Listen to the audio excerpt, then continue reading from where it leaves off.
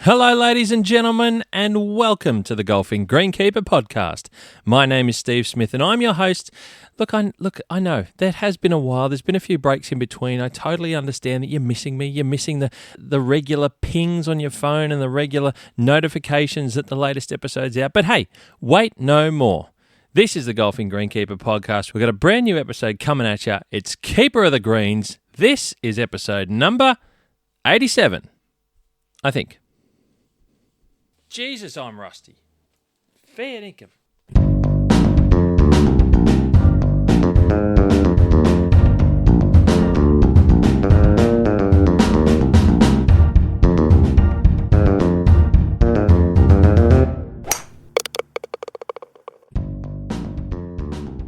The Golfing Greenkeeper podcast is sponsored by the Social Media Birdie.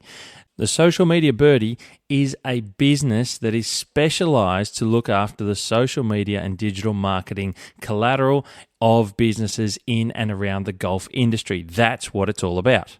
The Social Media Birdie is headed up by a dynamic duo of social media expert Brianna Graydon and golf expert Steve Smith. Oh wait, hang on. That's me. Sorry. I'll start again. Is headed up by a dynamic duo of social media expert Brianna Graydon and golf expert me.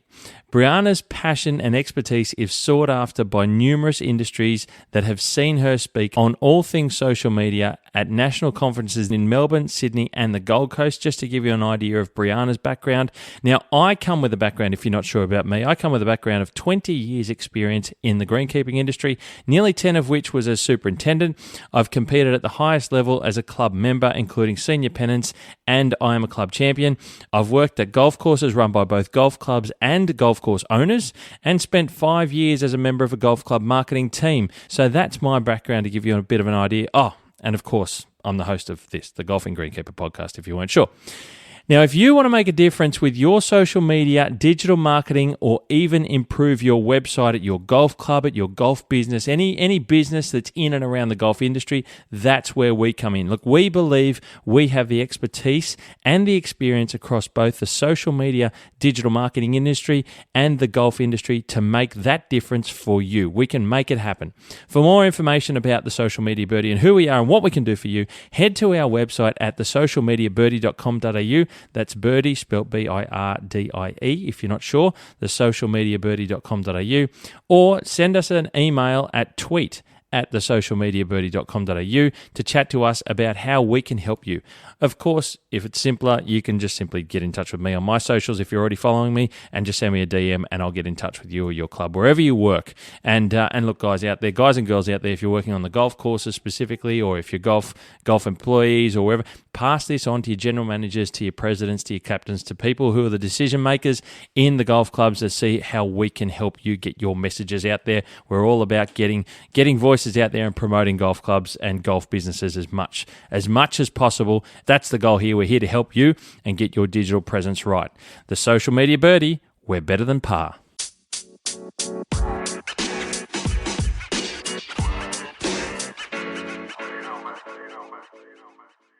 Ladies and gentlemen, I like to do something different. I like to go places that you're not sure about, you don't know what's coming at you, and something a little bit unexpected. So for this one, we're going somewhere else, and I've come to like this randomness about it. It's something different for those of you that listen from the East Coast. And if you're not sure how Keeper of the Greens works, the idea is we get to a golf course, we're getting some great information from the inside, deep within the heart, the beating heart of golf course maintenance, how the golf courses that you come to know and love, or you're not sure about how they work, you want to learn about what goes on inside the fence lines, inside that landscape. We get to go with a deep dive with those people that are maintaining the spaces, and that is quite often superintendents, people in the greenkeeping team. That's what this is all about. So we get a deep dive in, and because I like doing something different, we are travelling all the way to the wonderful capital of Perth in Western Australia, the other side of the country, 5 hours by plane, about 5 days if you feel like driving that far, and lots of nothing in between.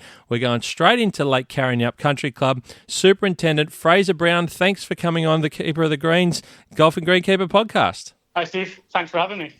Mate, now, this is pretty cool. I'm pretty excited to have you on this, and I really appreciate your time. And I know that, I kind of flagged it with you. Let's go with maybe 8 or 9 months ago. I didn't get back to you with doing so. So I do apologise, but I really do appreciate this because, from the outside, certainly from the East Coast, I know Lake Karrinyup is talked about in the West. I know we look at it and from over far east, and we wonder what it's like over there. We wonder about the landscape, and we hear lots of wonderful things. So, mate, if you don't mind, part of this process, we're going to talk about you and your story in getting to Karrinyup, but also some of that inside detail that not only will those who haven't been able to go there and see it firsthand, but also those of us in other parts of the country and other parts of the world that have heard about how good Lake Karrinyup is. I want you to be able to tell us what goes on and what it's like being involved there and looking after a wonderful landscape that's Karrinyup, mate. So hopefully you can bring that out for us. We're looking forward to it.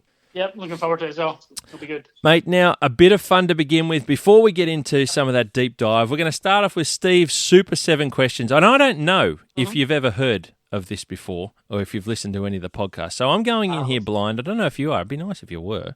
But we'll see. It's 7 quick-fire questions, mate, looking for some quick answers or elaborate, however you feel. You ready to go? A little bit of fun? Yep, let's go. All right, number 1, sunrise or sunset?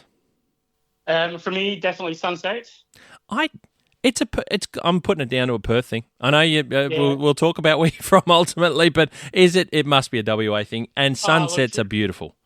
We've got great sunsets in Perth, but more than that, working on the golf course, we see sunrises every morning.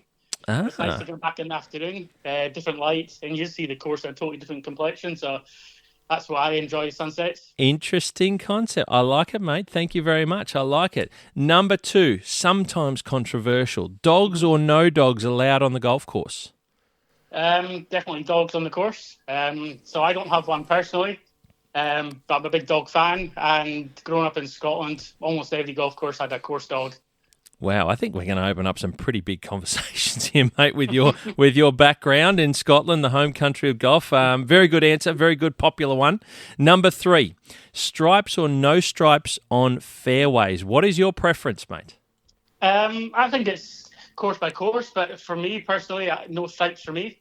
That's my preference. I have worked on courses where stripes work, but my preference is no stripes, and I don't feel they work at Lake Karrinyup either. Okay, yep. Very good, very interesting. Number 4, green-coloured sand or natural-coloured sand for divot repair. Now, I'm curious about this every time because I'm intrigued. What are your thoughts? For me, I'm a bit of a traditionalist, so I like natural colour sand. I've got nothing against seeing divots filled in with the colour of sand that the fairways are built on, so natural sand for me. Number 5. Favourite grass variety? And this is probably for a bit of the turf heads out there more so than others listening, but favourite grass variety? Yeah, probably the fine fescues. It's not a grass I deal with right now, but growing up, links courses in Scotland, the firm surfaces you get with fine fescues. That's why we go for. So chewings and red fescues. Nice, very nice. Number 6. Preferred style of golf course. Now, this is multiple choice, and it's rather specific on 3 particular but very different types of golf courses, and they're all Australian. So, looking for a preference. I don't even know if you've played them all either, but here we go. Yeah. Cape Wickham, the wonderful Cape Wickham, I think is now number 1 on one of the top 100s in Australia. Kingston Heath, the effervescent Kingston Heath, or Elliston. So I love my links golf courses, but I think I'd still go Kingston Heath. I played there a couple of years ago, and it was in great condition, and I love a lot of history attached to the club. Yep. So I'll go Kingston Heath. Very nice, mate. Very good. Thank you.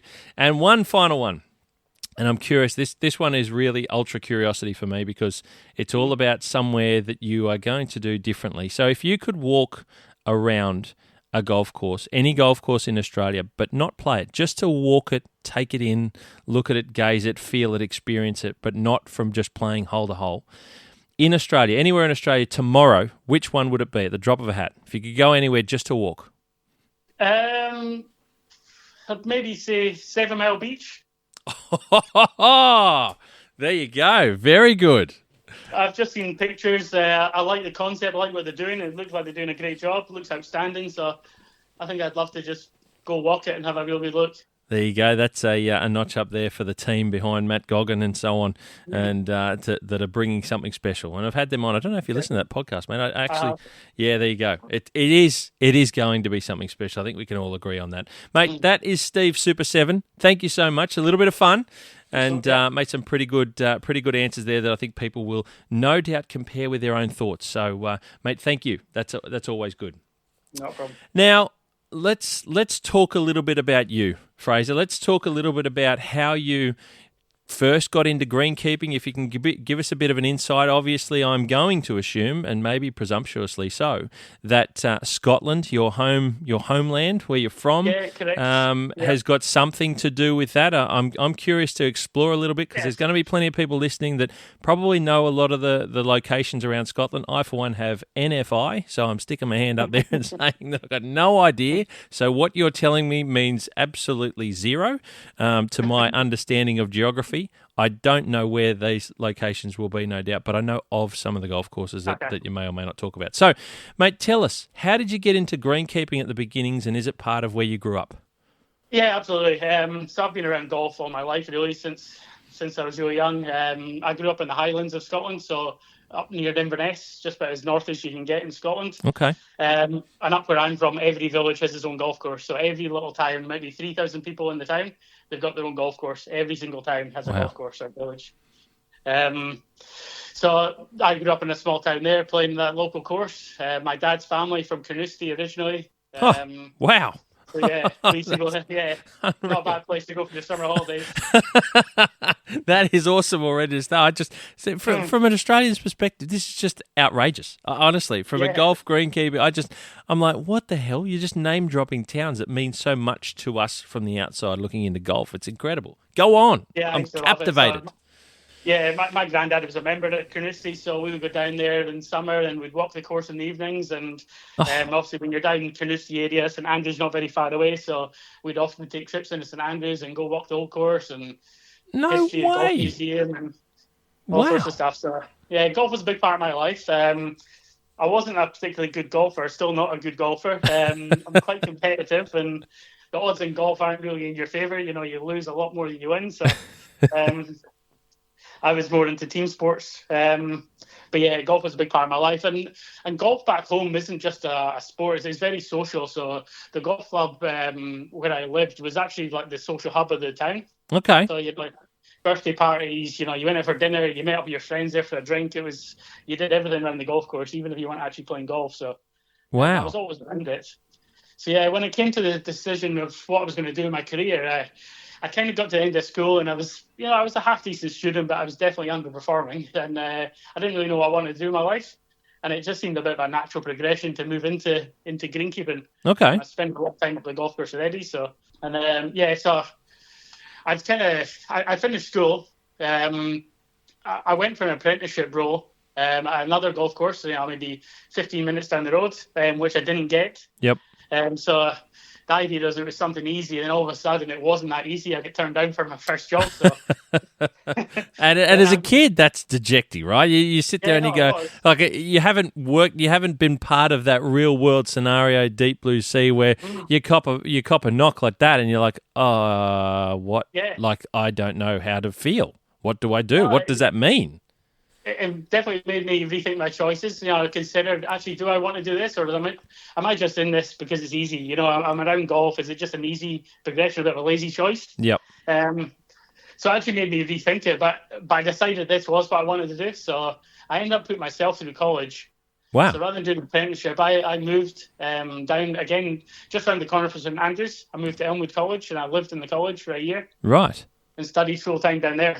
It was a bit of a bold decision. I'd never moved out from home before. I'd lived at parents' house. So, wow. Moved down to Cooper and Fife, just around the corner from Andrews. So how old were you when you chose that move? Was that 18 like here when you finished 17. School? 17. Yeah. Wow. And what did you study? Was it related to like horticulture, biology? Absolutely, greenkeeping. The course was just national certificate in greenkeeping. Okay, righto. So that's okay. So that's how it works. Because maybe slightly different to what the way we do it, obviously. Yeah, definitely. Yeah, no, just slightly different, but same sort of idea. So that was it. Straight into into college. So I was set. I decided that's what I wanted to do. So I spent the full year at college, and then at the end of that, I had to do a 6-week placement. So I went back up to a local golf course the next town over and did my 6 weeks there. And then I was extremely lucky. My hometown golf course was looking for a greenkeeper for the first time in about 10 years. Wow. So I applied for that, and I was a bit luckier this time. I got the job. So very good. Yeah, excellent. I mean, I was fully qualified greenkeeper by this stage, inexperienced but qualified. But I accepted the job basically on apprenticeship wages. So even though I was qualified, I pretty much started at the bottom again. So yeah, sure. So did that mean that you were able to then move back home? Yeah, exactly. So I was back living at the parents' house, back with all my friends. So yeah, it's happy times. Yep. Back to, I suppose, you're going to feel good about yourself again after being right out on the edge. It's probably a nice, comfy feeling, right, to go back home? It was, 100%. That's a really good way of describing it. It was definitely a comfy feeling back here again. So. And so what did that mean? You started at the bottom again. You got to then experience what it was like to be in the team full time. The course is now it's your baby, I suppose. You're involved. How was that then for first real work on a golf course? Yeah, no, it was great.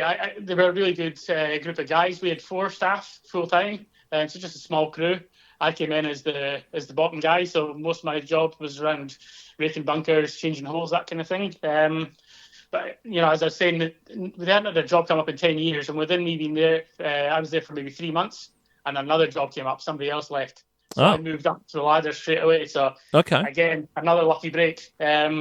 And then again, a couple of years later, my head greenkeeper was poached to go to a new construction, and we all moved up a spot again. So 2IC became the head greenkeeper, and then at the age of 21, I became 2IC. Wow, that's impressive, mate. Very good. Johnny on the spot, but obviously you don't get it unless you're good enough. So this is like they didn't see a need to go and fill that position that you stepped into from outside because they felt that you were good enough to go with it. So that's great. Yeah, I mean, it's a steep learning curve. You start dealing with committees and the more managerial side of things. The fun side of greenkeeping. Yeah, exactly. That's right. What we all get into it for. Yeah, that's right. That's right. Don't they tell you that in tech or in college? Yeah, exactly. Now, when you get high enough in the role, you stop actually greenkeeping. Yeah, exactly. I know. Yeah, I know. The more experience you become, the less you do of it. Very good. Okay, so 21 in the role of assistant. Yeah, so loving life. I'm there with my friends. 2IC.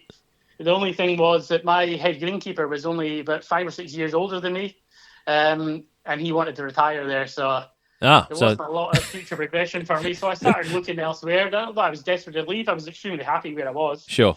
But I just want to know what was out there. So I'd looked at a number of different options, scoping to different guys across Europe, really. Right. And then, I always remember seeing a job advert that really sort of interested me, and I don't really know why. It was a bit of a random one. It was a job in Ukraine. Okay, that's totally. If you'd have said, Steve, here's a map of the world, and I'm going to give you 37 darts, and you got 37 chance, I would never, in my wildest dreams, have thrown one anywhere near the Ukraine. That's probably what attracted me to it, to be honest. So I got in touch with them and asked a few questions. They asked me a few questions, and it all went quiet for a little while. And then out of the blue, they contacted me and said, "Yep, job's yours if you want it." There were so many red flags around the job; it was unreal. But there was something exciting about it. Something eerily exciting. Yeah, that's bizarre. And I suppose I'm just going to throw this in there. Like, obviously, topics at hand. Anytime anyone says now Ukraine, all of a sudden we've got different concept in our heads of what that means. Back, what year? When are we talking that this was? This was what would I have been? 2009. Okay. So quite different, I imagine. Like I said, I don't even know that part of the world. So how far, and maybe this is more for my benefit than me being the least travelled person internationally, maybe than lots of people listening, how far is that from Scotland? Like, is it is it a 6-hour flight? Is it an 18-hour flight? What are you talking? So from where I was in Scotland, it'd be about a 3.5-hour train journey down to Edinburgh. and then a 2-hour flight to Amsterdam, and then about a 3.5-hour flight to Kiev from there. Oh, okay. Wow. Okay. So it's not astronomically on the other side of the planet. No, it's not. I mean, culturally, yes, but Yes. geographically, no. Geographically, it's like going from Sydney to Adelaide. But outside that, you're talking other cultures, other languages, a completely different way of life. We operate a little bit different in Europe. 5 hours is quite a difference in Europe. It's not in Australia. Okay, so we've got. I still, mate. I've got to be honest. I'm shaking my head. I can't believe you've taken a job in the Ukraine. Nothing against golf in the Ukraine. A long time as well. Nothing against the Ukraine. I'm intrigued. Okay, go. And what was the position? What role did you take? It was they were doing a construction, so it was a facility already had 2 9-hole golf courses. It was designed for like the mega rich, the celebrities and the businessmen and that type of guys. And they wanted to build an 18-hole championship golf course with the idea of eventually hosting some sort of European tour event. Wow. Wow. What a great opportunity. I could see that then. Now it's starting to build in my head. Yeah. So we had a small team. There was about 5 of us that were English speaking. They were hired to go over there. And probably about 40 to 50 local Ukrainian staff to assist us. Right. Big crew. Wow. And it was to finish off construction and then go through the growing phase, basically, and bring it to opening day. So yeah. So randomly question this. What's the climate like? Is this a place that's mate? I'm just got no idea, right? So I don't know if it snows for 6 months of the year there. Is it 40 degrees for the other 6 months? What's the climate like in Ukraine? You're actually spot on. That's exactly what it's like. Oh Jesus! It's like plus 40 in summer and minus 40 in winter. It's ridiculously cold, and they got a lot of snow. And then summers are warm. Maybe my perception of warm summers was different because I was coming from Scotland. It's actually 22. That's right. It's 20. You get 2 days in a row of 22. Geez, I tell you what, the sweat's coming out of me. Yeah, exactly. So, okay, so that's quite interesting. And what types of grasses are you dealing with? Is this very different from what you'd done your career to this point for managing grass? Hugely. Not hugely. Creeping banks, greens, tees and approaches, ryegrass fairways, and then we used a fescue blend in the roughs. So right. Tall fescue as well. Okay. So yeah, there's similar grasses to what I'd been dealing with. Probably just not to this level though. The level, the expectation out there was next level. They were very demanding and they were after perfection. So, so like you said, they wanted this to be something special. So a great opportunity to be involved at somewhere random. Yeah, exactly. Okay, so how did that go for you? I loved it. When I first arrived there, it was like the biggest culture shock. So I landed in Kiev. I got into the Rivals Hall and nobody speaks English. There's no English signs. Nothing's in English at all. Is it Russian, mate? Forgive my ignorance. They speak Russian and Ukrainian. Okay. Traditionally it was the Soviet, so they're pretty much the same sort of countries. Historically. Yeah. So anyway, I'm pushing forward in the Rivals Hall. There's probably 200 people, and there's no queuing up. In Britain, we like queues. Nice orderly queues, and we follow the rules. It's an eye opener when you get there. They don't like rules. It's just a free for all. Right. So, wow. Eventually, I've managed to push myself to the front, and then they've got basically army. They've got soldiers manning the desks, and he's shouting at me in Ukrainian. I've got no idea what he's talking about. So eventually, I work out I don't have the right paperwork. Oh, you are fast going to somewhere else you don't want to be right now. Exactly. So I went to the back of the hall. I managed to get all the paperwork, filled all out, got to the front. Took me over 2 hours to get through arrivals. Oh. Got through. I've never been so relieved in my life. And I got through, and the company driver was still there. He'd waited for me. Oh. With a sign that said Fraser Brown on the sign. So happy days. So I thanked him for waiting for me and asked him where we were going, and he didn't speak a word of English either. So at this point in time, you still could have been going anywhere. I couldn't have been anywhere. So I jump in the car with him, and we start driving. So Borispol Airport is about an hour outside Kiev city. Right. So we're driving. It's nighttime, and I can see the city lights ahead of us. And Kiev's a big, big city.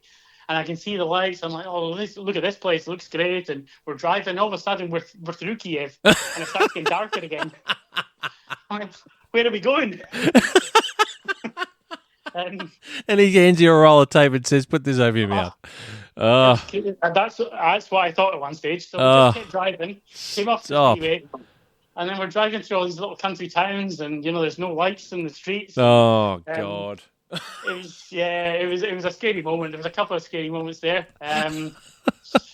Eventually, we got to the motel in the town that I was staying in. I went to check in again. Don't speak English, Wow.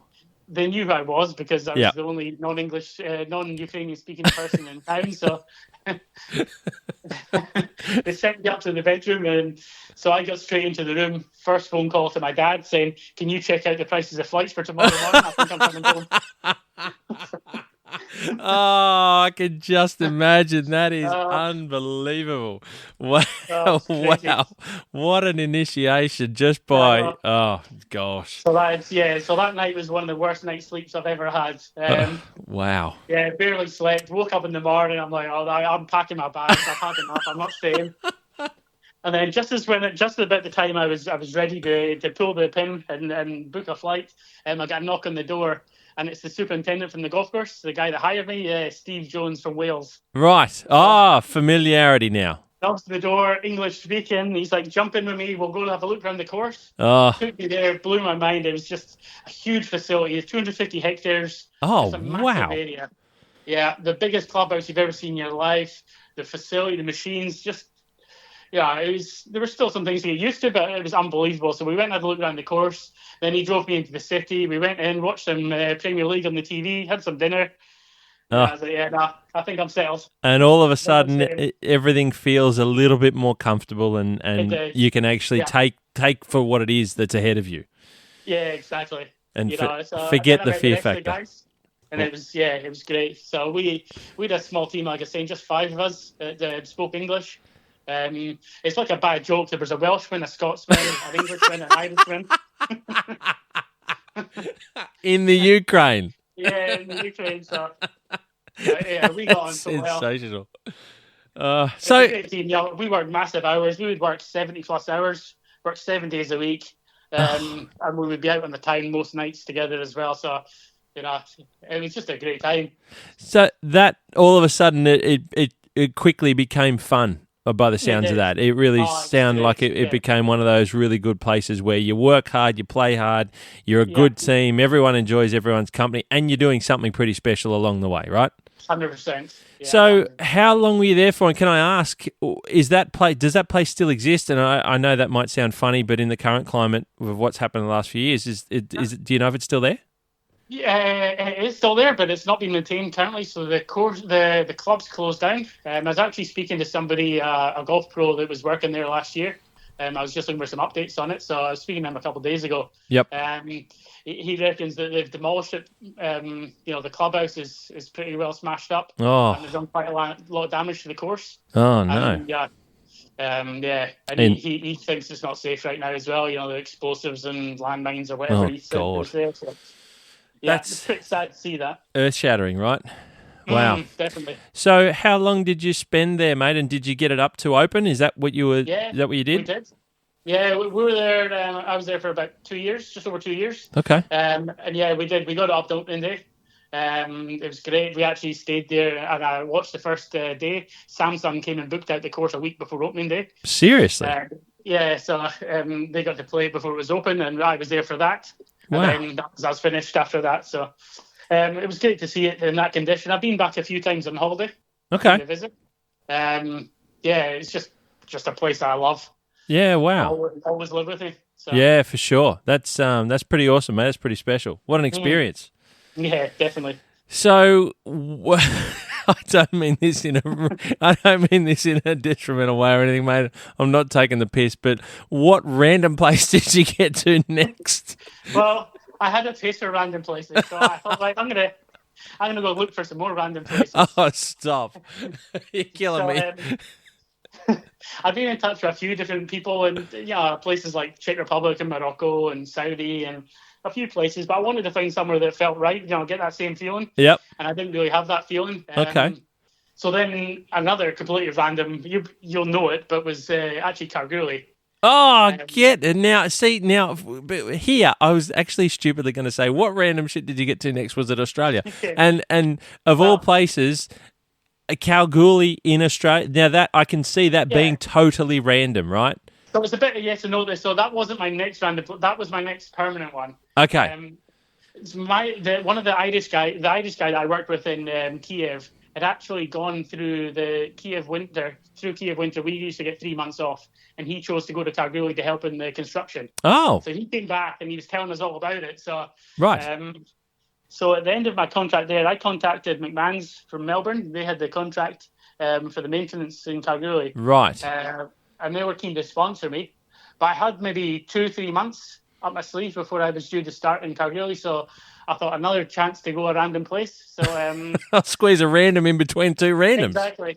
So I knew a general manager out of Scotland, and he'd spent a bit of time in the Middle East.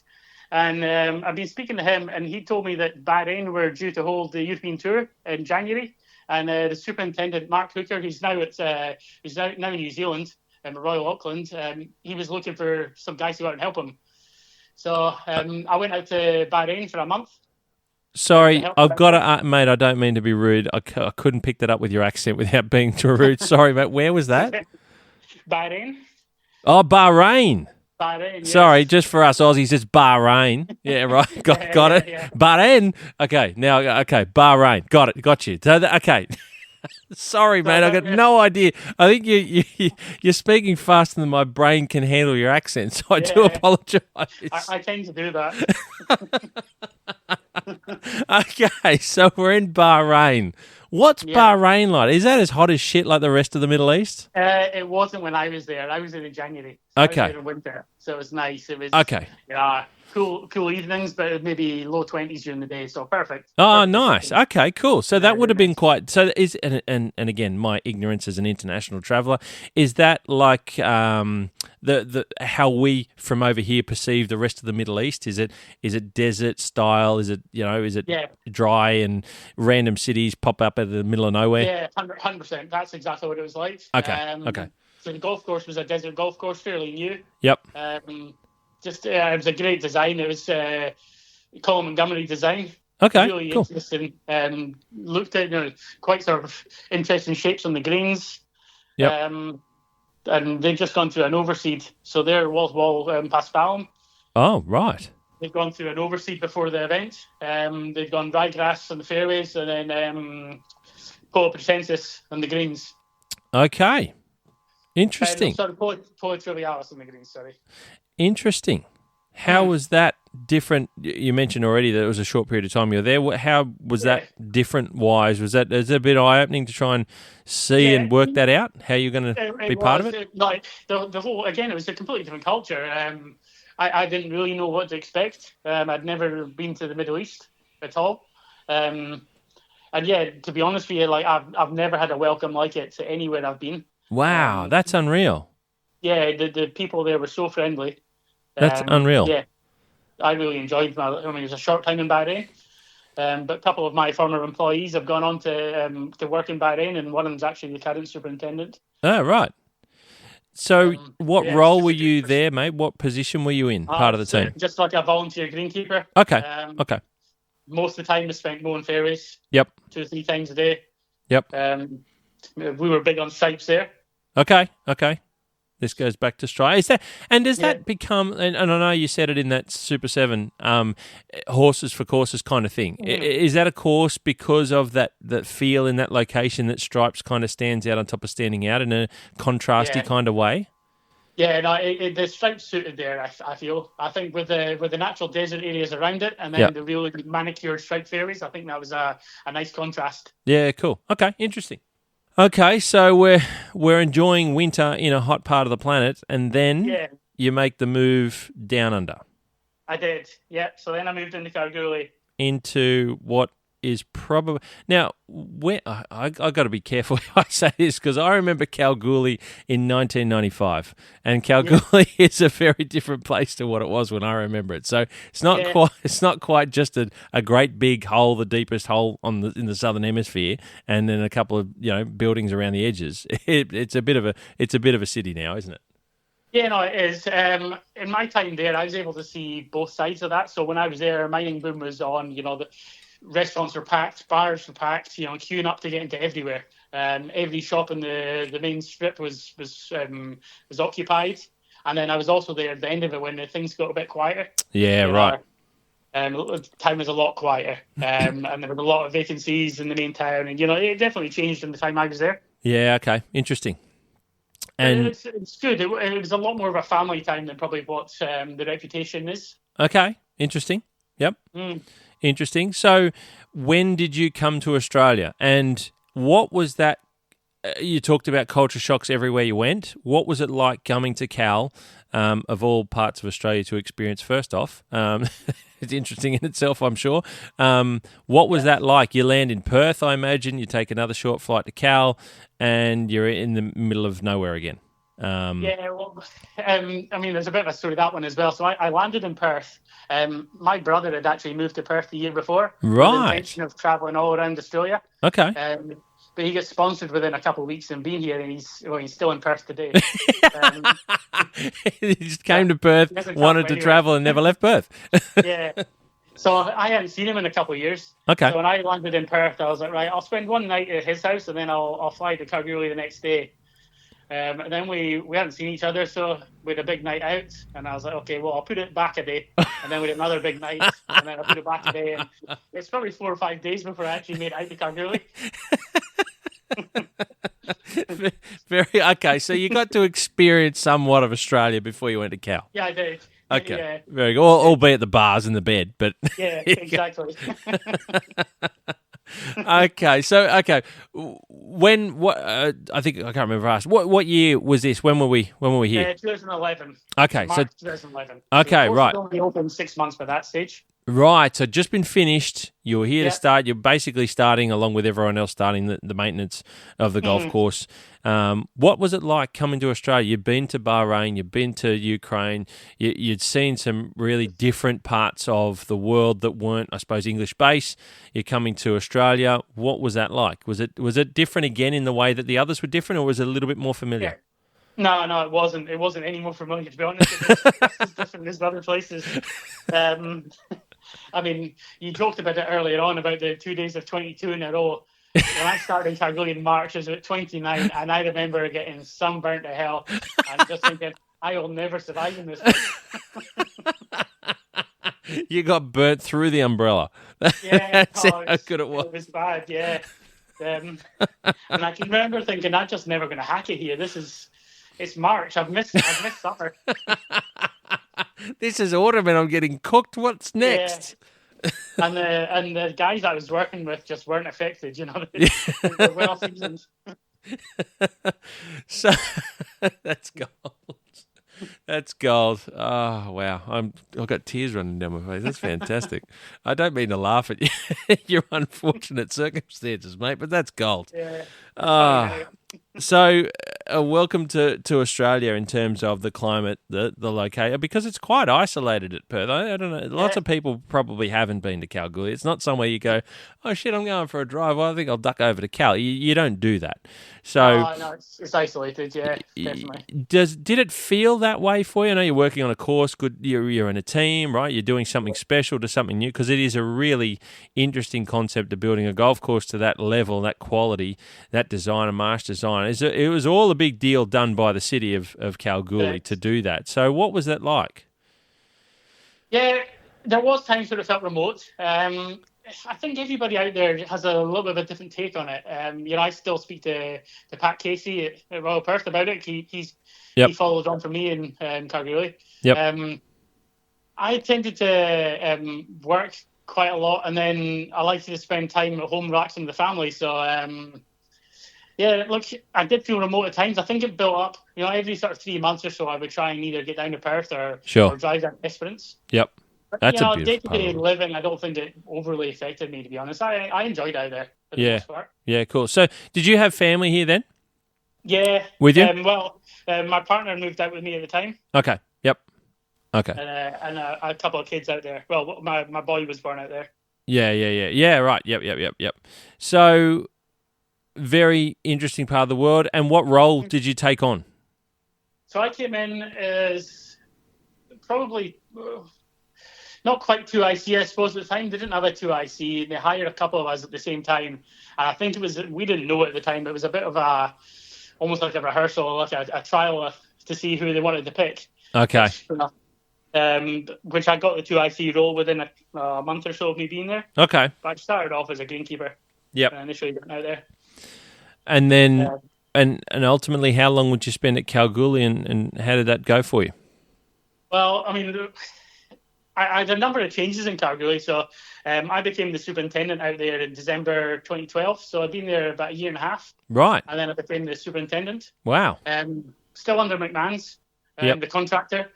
So that sort of gave me a new lease of life and energy again. And, totally. Put my own stamp on things. And, it was my first sort of superintendent job. So I really loved it. Really chance to, it's a great venue. You're hosting PGA events. It was a great learning experience for me. And just as that was starting to wear off a little bit, then the council approached me and told me that they were looking to bring the maintenance back in-house. Wow. And that they would love me to jump across and join them. Wow, that's huge. So your first role as a superintendent couldn't have been more removed from how you got into greenkeeping from home in Scotland. Yeah. Did it feel worlds away from what you might have thought you were going to do? I don't know if did you ever think you were going to stay and be a greenkeeper somewhere in Scotland, ultimately a superintendent, or did you kind of think you were going to travel? So. I knew I wanted to travel. Okay. I don't think for a second I considered that to be Kalgoorlie. Yeah. I don't think anyone does, mate. I hate to break it to you. I don't think anyone does. But, but it was great for me. I loved out there. It was great for me and great for the family. And, what a learning experience. I something I often say to Pat Casey as well is, to me, it's the hardest superintendent job in the country. I don't think there's another job in the country that there's so many things stacked against you and the expectation's still as high as it is. Yeah, wow. Okay, that's impressive. That's a big call. And I don't disagree with you because I have experienced the environment that is Kalgoorlie. It's wild. Mm. Yeah. I don't know how you do what you did. I mean, I think I can safely say a lot of us listening have seen Kalgoorlie on TV the last year when the PGA was on Fox and that sort of stuff. I mean, it's and we've seen lots of photos if anyone goes looking. It's a very, very impressive impressively presented golf course there in Kalgoorlie in that environment. If anyone's experienced it or even close to it, it is remarkable. I'll go that far. Yeah, 100%. And it's brutal. Yeah, brutal's an understatement, mate. I mean, short of having a golf course at Cooper Pedy, if anyone's been out there, or Wilcannia, any of these places, Tibooburra, something random like that. I mean, it really. It almost starts to raise the question, and I don't mean this in a detrimental way at all to the golf course at Kalgoorlie. It does raise the question about the why. I mean, I'm not saying that I've heard before, I think from Pat, that it was something that the city want to do for the people, because you need to have these recreation-based facilities for people to enjoy their time at Kalgoorlie. They want to keep people there. It's not small. There's not 5,000 people there. It's a big place. So you've got to be able to have these recreation spaces for people to enjoy. It's not near a beach. I mean, you can drive to Esperance, but that's not 2 hours either. No, that's right. So that's nearly a day. Yeah. So and that's where people start to get a real sense of scale of our country. So I understand that to have these recreational opportunities for people's mindset, for their mental well-being, you've got to feel like you can enjoy your time when you're away from work. Otherwise, all you do is just work, and they want families to be there. They want the place to grow. So I see it from that side, but I see it from the other side, which is, Jesus, you are fighting Mother Nature like very few places do on Earth for golf. Yeah. It really does ask the question in that way. But what's been done is incredible. It's and mate, I didn't realise that. There you go. That you were super. I don't know that I ever asked you that question before, because I like to learn it as we talk. So, mate, very, very impressive. So you go in house with the council. They took over management and maintenance of the golf course. Was that much of a change from working under McMahon's as a contractor? I'm not saying tell us what McMahon's were like, but did it feel different? It was huge. So we had that interim period between the two contracts, where there was a definite end date to the McMahon's contract, Yep. and the council were due to start the next day. The problem is that up till that point, the council don't want any of the machines being used on the golf course, the new machines. McMahon's don't want any of their machines to be used the day after their contract ends, quite rightly. So you were trying to coordinate, I de-advertised all the jobs. People had applied for their jobs again. Yes. Lined it down. We had new staff starting that first day. We had new uniforms. We had all brand new machinery, a whole new shed worth of machinery that day. Wow. It was sent down to the council depot. Everything was starting from fresh. You go in a Friday as McMahon's, come back Monday, City Kalgoorlie Boulder. Wow. So that was a big week. Big week. Yeah. Things we don't consider when you're doing something like that. So that was probably the most challenging time was both sides, because I knew I was staying on, and I wanted to make sure the course was going to progress. But at the same time, I'm McMahon's employee.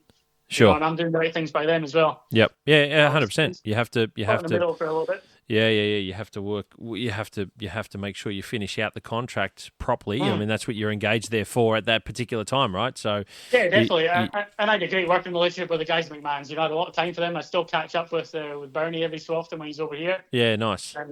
So yeah, they were a good company. They were good to me. So I wanted to sort of repay that and be good to them. So yeah. Very, very good. So, mate, go on. How long were you in the role as super at Kalgoorlie, and how did that finish up for you? Well, I went from December 2012 till November 2016, so about 4 years. Right. Wow. I was there as superintendent, just over 6 years in total. So yeah, I say it was very similar to the story I've told you before, that I was quite satisfied there. I wasn't desperate to leave Kalgoorlie. I wanted to know what was out there. Yep.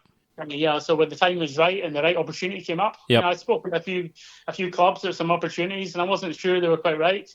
And then the Lake Karrinyup job came up, and I had a couple of phone calls from people down in Perth saying you should be in for this. And it's somewhere I'd been. I'd already volunteered at Lake Karrinyup. Okay. During one of the Perth International events. Yep. And I saw the scale of things, and I saw just the job that they did down here, and that type of event and exposure. And I thought, that's definitely something I want to have a crack at. So, I put my name in for it. A different kind of a step, right? It's a next step. Yeah, definitely. Next step in my career. Wow. So when did that opportunity come for you? Well, I applied for the job in winter 2016. The process overall probably took 4 to 5 months, I think, from when I applied to being hired. Okay. Went through many interviews. I was actually back in Ukraine on holiday when it started. So go away. Back and started back. You're in Kalgoorlie. You can't just duck off to the Ukraine for holiday. I know. I don't even want to know what it took to get back to the Ukraine from Kalgoorlie, thinking about the flight legs that you would have to take to get there. Kalgoorlie, Perth, Dubai, Kiev. Wow. So I'm back in Kiev, and I'm on Skype doing video interviews with recruitment agent first of all, and then after the first round of that, there was a written report segment, I suppose. Yep. And then into video conferences with the general manager at the time. Right. Okay. So yeah, it was full on, and I was doing that through the middle of the night in Ukraine, back to Perth, and then it just kept progressing from there. So I did a site visit down to Lake Karrinyup. I did some psychometric testing. They visited me up in Kalgoorlie, so it was a pretty drawn out and an in-depth process. Yep, for sure. Yeah, and then I got the phone call, and that's probably already an indicator of kind of what's at stake for them as a club, making the right decision. I think about the way you express that process for them. I mean, it shows, and we hear about it with other clubs that at a high level, tier one, whatever you want to call them, very, very highly respected golf clubs that. They're not looking at a stack of CVs and going, okay, we'll interview these pack, and interviews went well. You're it, champ. You want the job. I mean, there's a lot at stake. And I started with one of the most highly regarded golf courses in Perth. Lake Karrinyup is that. So this was really, I suppose, showing you in a sense just what they were wanting to do and just what it meant to them and what level the club is at and what they're, I suppose, in a roundabout way, what they're going to be expecting at the back end. Yeah, 100%. I was thinking of using a bit of a two-way street. Yep. So part of it is I needed to learn about them. Sure. What do they want? What do they see my role being? How are they to deal with? Yep. So I got to know quite a lot of the committee through that process. Yep. Which was important because that's always a concern. Sure. Into a club with high expectations, you want to know what the future looks like. Yeah, it's a relationship. This is the right place to develop my career. Yep, it's a relationship, and you kind of got to get as much of an idea of what it is moving forward in the dating period, which is the interview process, before you go headlong in. Yeah, definitely. So, and it was great. It was great. A great process. I really enjoyed it. It sort of pushed me to my limits at times as well. Things like psychometric testing isn't something I'm used to. Jesus. Neither am I. It was wow. interesting. Okay. And we went through, we analysed the results, and I probably learnt a few things. Yeah, right. That's interesting. Okay. So 2016, you go through 4 or 5 months of that process to get the. I mean, okay, it's long and drawn out. It's much. I'm presuming it's much longer than any of the processes you'd done previous to the clubs that you worked for. Definitely. So during this process, and you're working them out, they're working you out. Did you think you kind of weren't going to get the gig at all? And maybe I'm going into something I shouldn't. But was it like, oh, geez, this is taking a while? Are they actually going to go through with this, or am I just going to be the one to chop? No, look, to be honest, it was pretty regular. Okay. Even though it was a long period, I don't feel that we really went too long without talking. Yeah. Okay. And I had people in Perth who would talk to me about particularly sales reps who would talk to me about the Lake Karrinyup job. I would just ask, out of interest, and the feeling was it was going to be somebody from over east, so nobody even suspected I was in for it. Yeah, so they were just telling me what they'd heard and how many it's down to and that sort of thing. So sure, there's a little bit of inside knowledge there. Yep. Cool. Nothing like that when you can get it. Yeah, exactly. So no, I don't. I always felt I was in with a decent chance. Yeah. Okay. Cool. So you were still reasonably confident going through the whole process, which is good. Kept your spirits up. You were going in. So you're then successful. What was that like the moment you found out? Because that, like I said, this is for us over east. This is any one of the 2 or 3 of the best golf courses in each state over here. So without being rude to any other courses in Perth, what was that like when you got told? Was that a bit of a moment of reflection? You go, Jesus, I'm the new super carrier. This is a big new step. I'm ready. Yeah, definitely. I was proud more than anything, to be honest. I didn't feel too daunted. I was excited. Yeah. I was a little bit daunted, probably, but I was definitely excited and proud more than anything else. Lake Karrinyup, in terms of it is WA golf. It's the number 1 course over here. Has been forever. Yeah. Australian Opens. The top superintendents in the state have come through here. Sure. They've got a long history of great superintendents.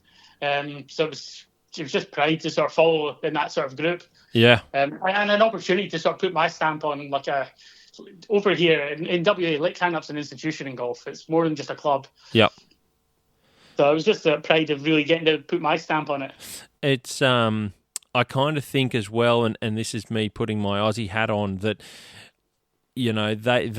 they as a club, and I don't know that I'm not saying that this is how they thought, but I'm thinking you're a Scotsman. You're not an Australian that they. I don't know who'd been there previously, but maybe there were people in the club. I've got no doubt. So we're thinking, who are these other? Well, this is an Australian, and this is an. Do you know what I mean? Like, I think that there probably would have been. You would have really had to stand out, if I'm being blunt, mate, to be able to get that pick. And I think that shows you, and it shows anyone else looking that, that's where you stood in the mix, because it's probably easy for clubs to say, we don't want to deal with someone who's not who's from overseas, they probably just don't get it. He probably just isn't going to get what we're like here. He's only been in Australia for this long. Jesus, he went to the Ukraine. Yeah. You know, Do you know? More than that, also they were hiding me from Kalgoorlie. Yeah, That's another thing. The club had to sell out to the membership. There you go. That's kind of where I was getting at, in that you hadn't worked. Like, it's easy to look at someone's CV and say they worked at Metro, they worked at Royal Sydney, they've been at the Aussie, RQ. I mean, you name drop any of those courses and you've been an assistant or a superintendent. That's a walk-up start for a lot of clubs. Yeah, right, a lot of the and here you are. You've been a first-time superintendent at Kalgoorlie. Yep. It doesn't without being rude again. I'm not being rude to anyone along the way here, but these are the back mindsets of some of the people. I've got no doubts in clubs. They look at things on paper and just go, "Oh, yeah, right, okay. Well, why is he in the mix? Tell us again." 100%. So, mate, that's very, very impressive that you were able to put your head above everyone else and be selected. And I can safely say now, because I was there, I was over and saw you in Perth not so long ago, only last month, and to see the golf course that you are the superintendent of, that you're leading the team to maintain, my goodness, what a golf course. It really is something special. And I probably, speaking to you when I did last year about asking if you wanted to come on the podcast, I didn't know what golf was in WA. I'd been over there before, but not for golf, so I didn't understand what it was, and I didn't feel, as much as I've spoken to a couple of other people on here, Pat when he was at Cal, and Matthew Souls when he was at Royal Perth, and Lance at Bustleton, and Jason at Broome, I didn't quite understand golf in Perth. And I kind of, without being rude,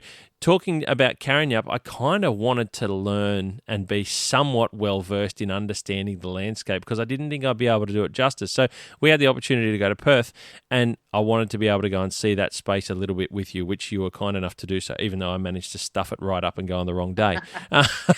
That's another story. So, mate, I can safely say that what you look after and what you lead in the team that maintains that space, along with its history, along with the reasons why it's held an Aussie Open and those sorts of things in the past, is quite impressive indeed. It is just so magnificent, I've got to be honest. I absolutely love it. So I stand here and think about that, what I saw in my brief moment there, and to think about your journey to get there, mate, that's incredible. Honestly, hats off, because that is a big deal. Thank you.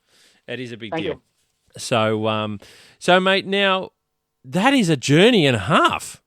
Yeah. Yeah, no, it's not a common path. If you could pick a zigzag method to get to Lake Karrinyup as you managed to do it properly. Yeah. That is impressive. What a journey to get there. So, what was it like going in there day one as superintendent? I know we talked about just then about reflection the moment you got told you got the gig, but getting the phone call and walking into the door as top dog, without trivializing it, what was that? What was it like? What did you have in your head? Do you remember? If you've got a little bit of weight on your shoulders to put your stamp on it, your own pressure, the thought of what you've got to continue the traditions of, as such a very well, I suppose, well endowed club with history as well as a lot of other things. Expectation. What was it like? Yeah, definitely. Obviously, for me, generally, I feel most pressure for myself. I'll tend to put myself under pressure more than anybody else. I remember walking in through the door. The club was in a period of change. There was some sort of internal politics, and there was a few things going on. And the condition of the course needed to sort of improve. It sort of declined for various reasons, particularly around the greens. Yep. And probably I put a little bit too much pressure on myself. I went in there and I wanted to change overnight, and of course, that didn't work out the way I wanted it. And we actually had some issues on the greens for the first few months I was there. Okay. Which we'd already been discussing, even through my interview phase, we'd been discussing construction and how much construction I've been involved in, because they were interested in rebuilding all 18 main course greens. So we decided 3 months in that that's what we were going to do. Wow. Start rebuilding. Jeez. So, yeah. Okay, so you're 3 months in and this is on your lap. Yeah, so by 3 months in, I just done my first European Tour event at Lake Karrinyup. Right, wow. How did that we go? had some issues with the greens that tournament. That I probably pushed them too much in my first few months there, and I probably underestimated the condition they were in. Okay. In terms of how robust they were. But that was fine. That was part of the learning curve. So yeah, sure. We've progressed full steam ahead with replacing greens. Wow. And was that part of the? So that was in 16. So that's replacing the surfaces, or is that full rebuild of green complexes? No. So the USJ spec greens out here. Okay. So what we did was a resurface. So we took 100 to 150 mil off the surface, depending on which green it was. The organic matter. Yep. Rebuild them and then get the architects back in, and we changed the shapes slightly. Okay. We put them back to more like the originals. Okay. We changed over the time. We put them back to the originals and then regrassed them. Yeah, right. And what did you? Mate, I'll jump into that one now while we're talking about. What did you end up grassing with?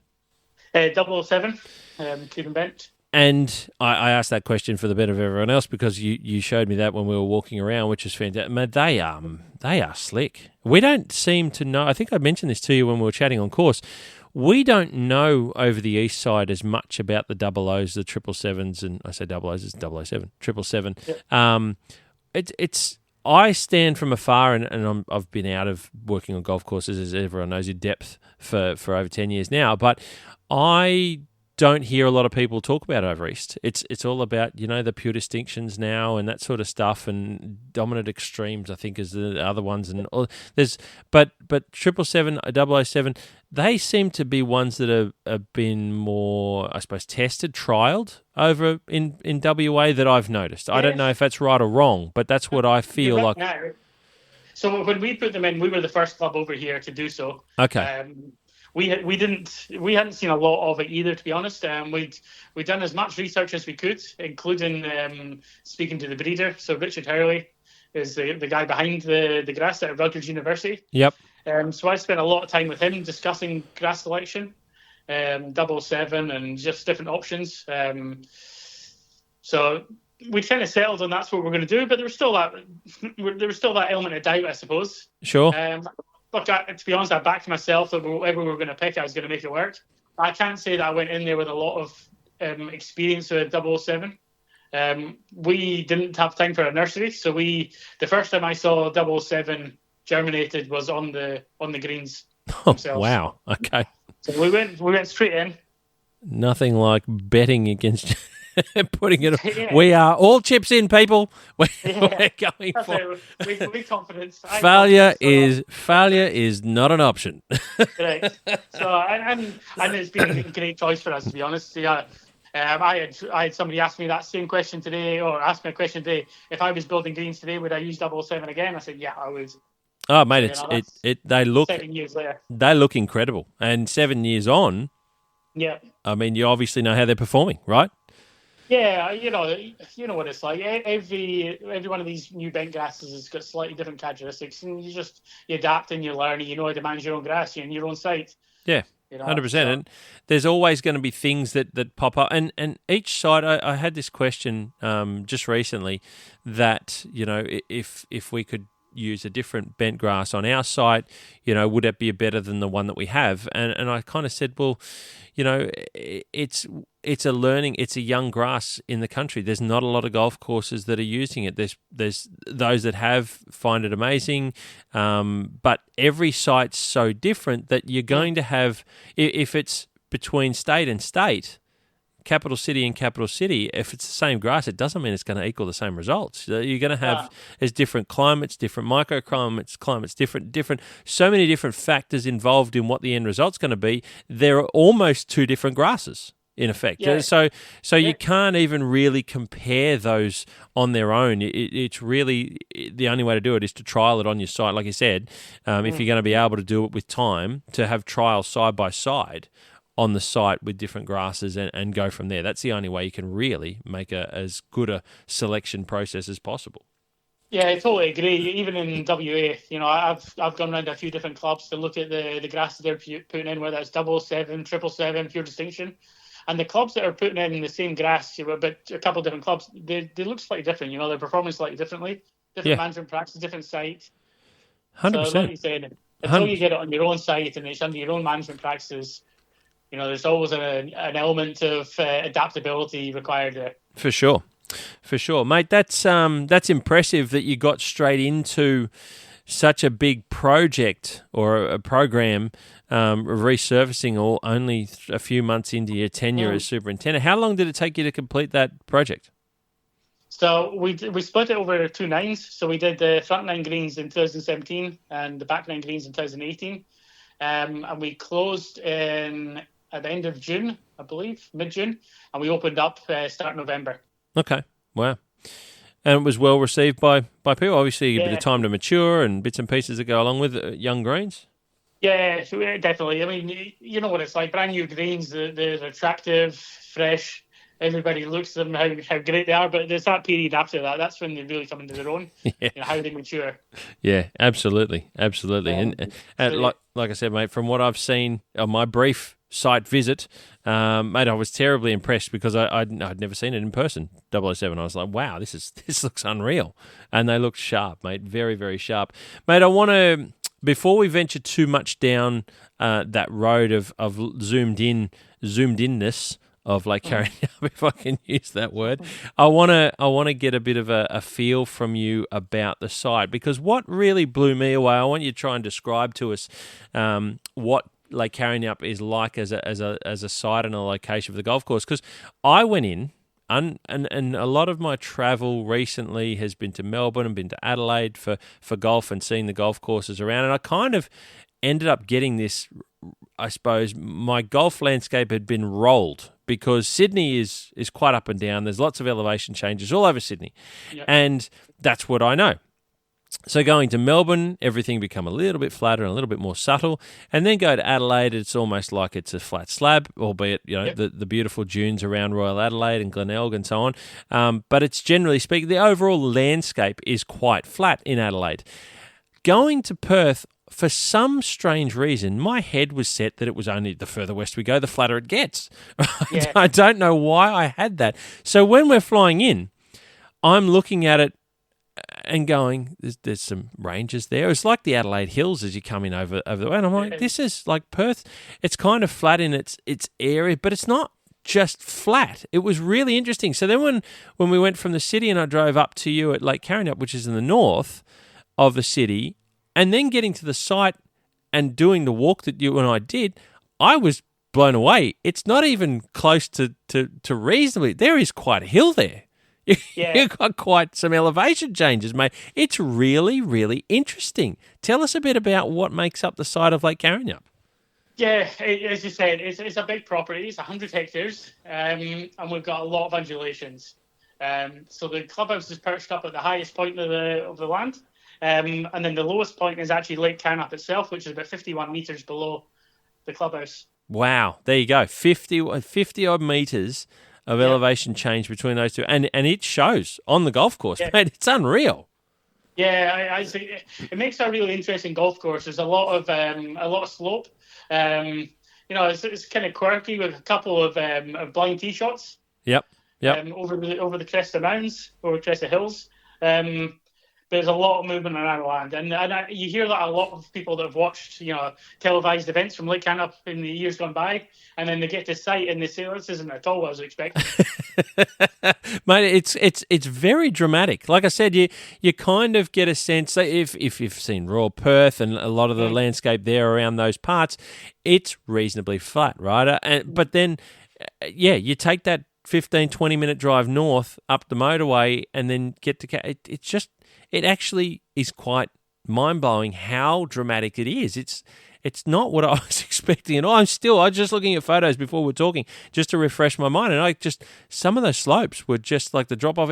I don't even know the whole numbers, so mate, forgive me. But when I went through to the back end of the clubhouse outside the pro shop, which tee is that goes down there? Is that the first?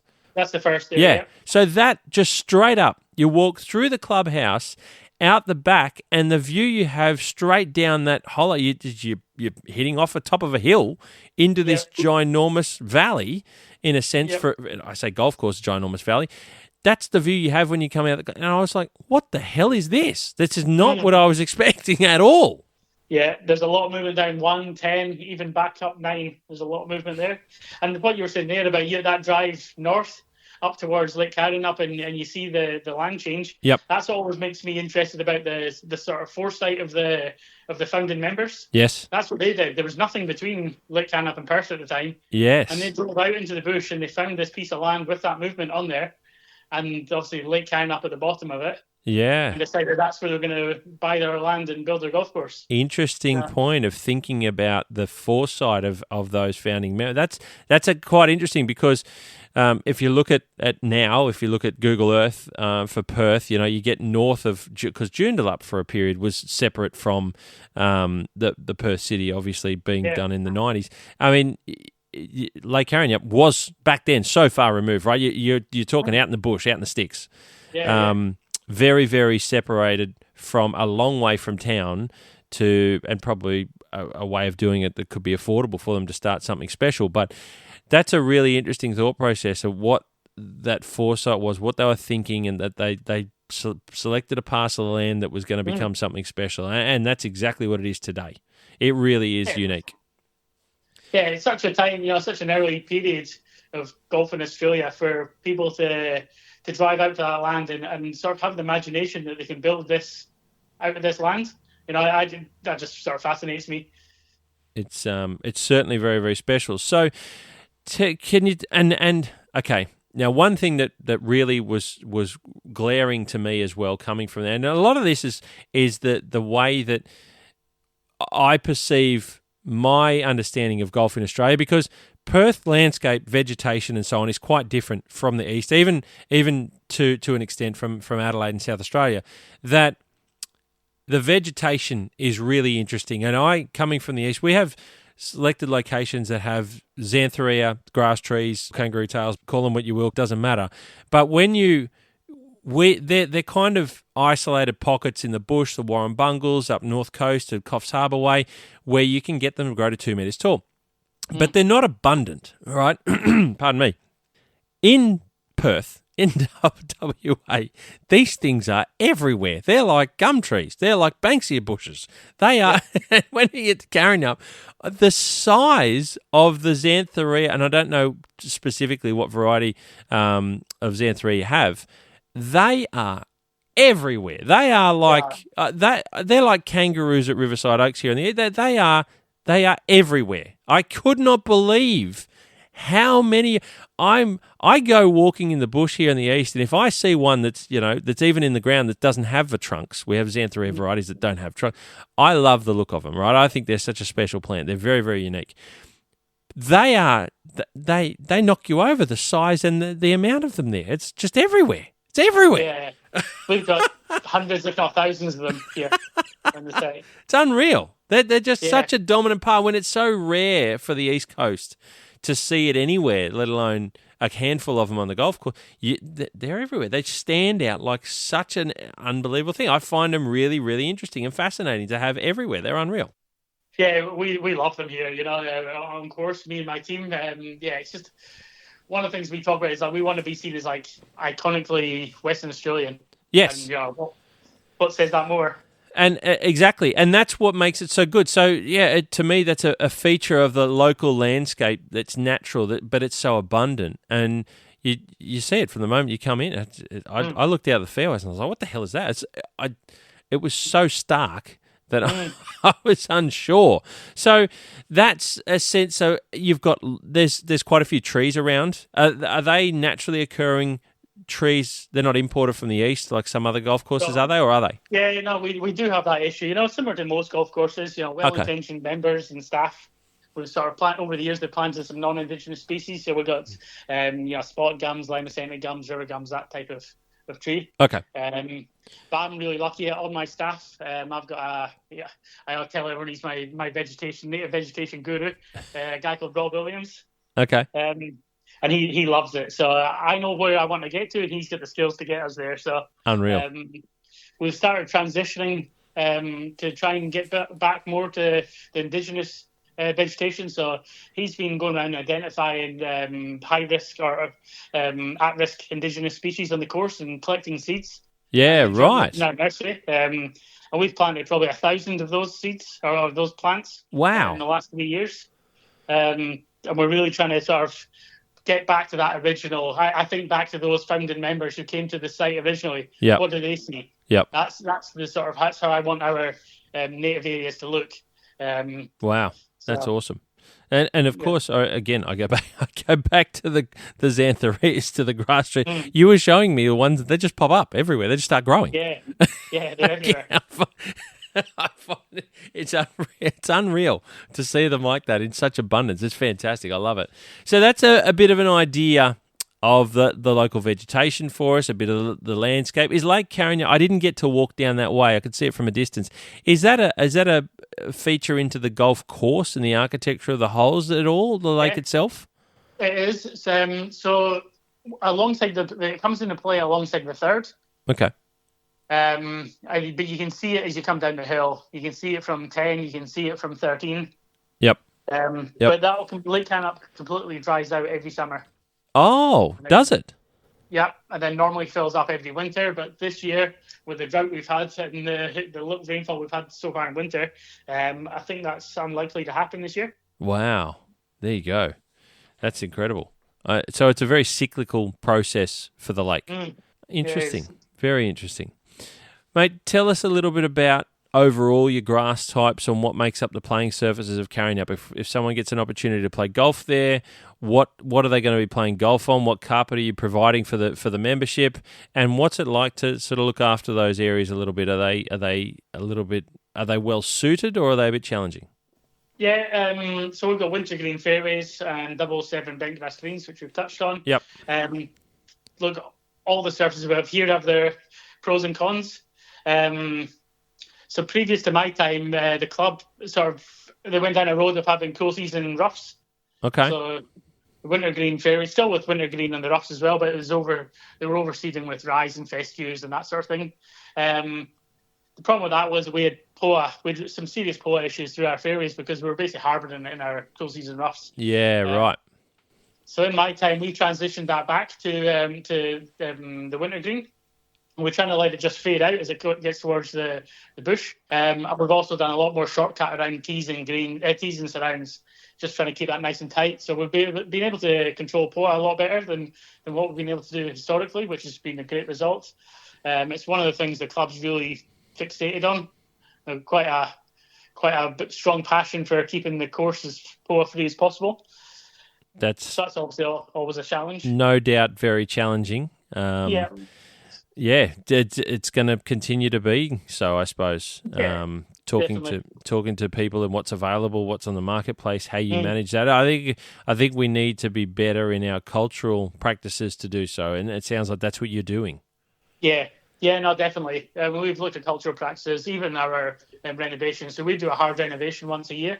We'll do double scarify and low mow, and we'll remove as much leaf matter as possible, and we take a lot of POA seed away with us when we do that. Yep. So that's helped us as well, managing our POA in our fairways. The other challenge with us, I'm sure people in Melbourne don't have a lot of sympathy when I say it gets cold here in winter, but for us it does. In our opinion, it's colder.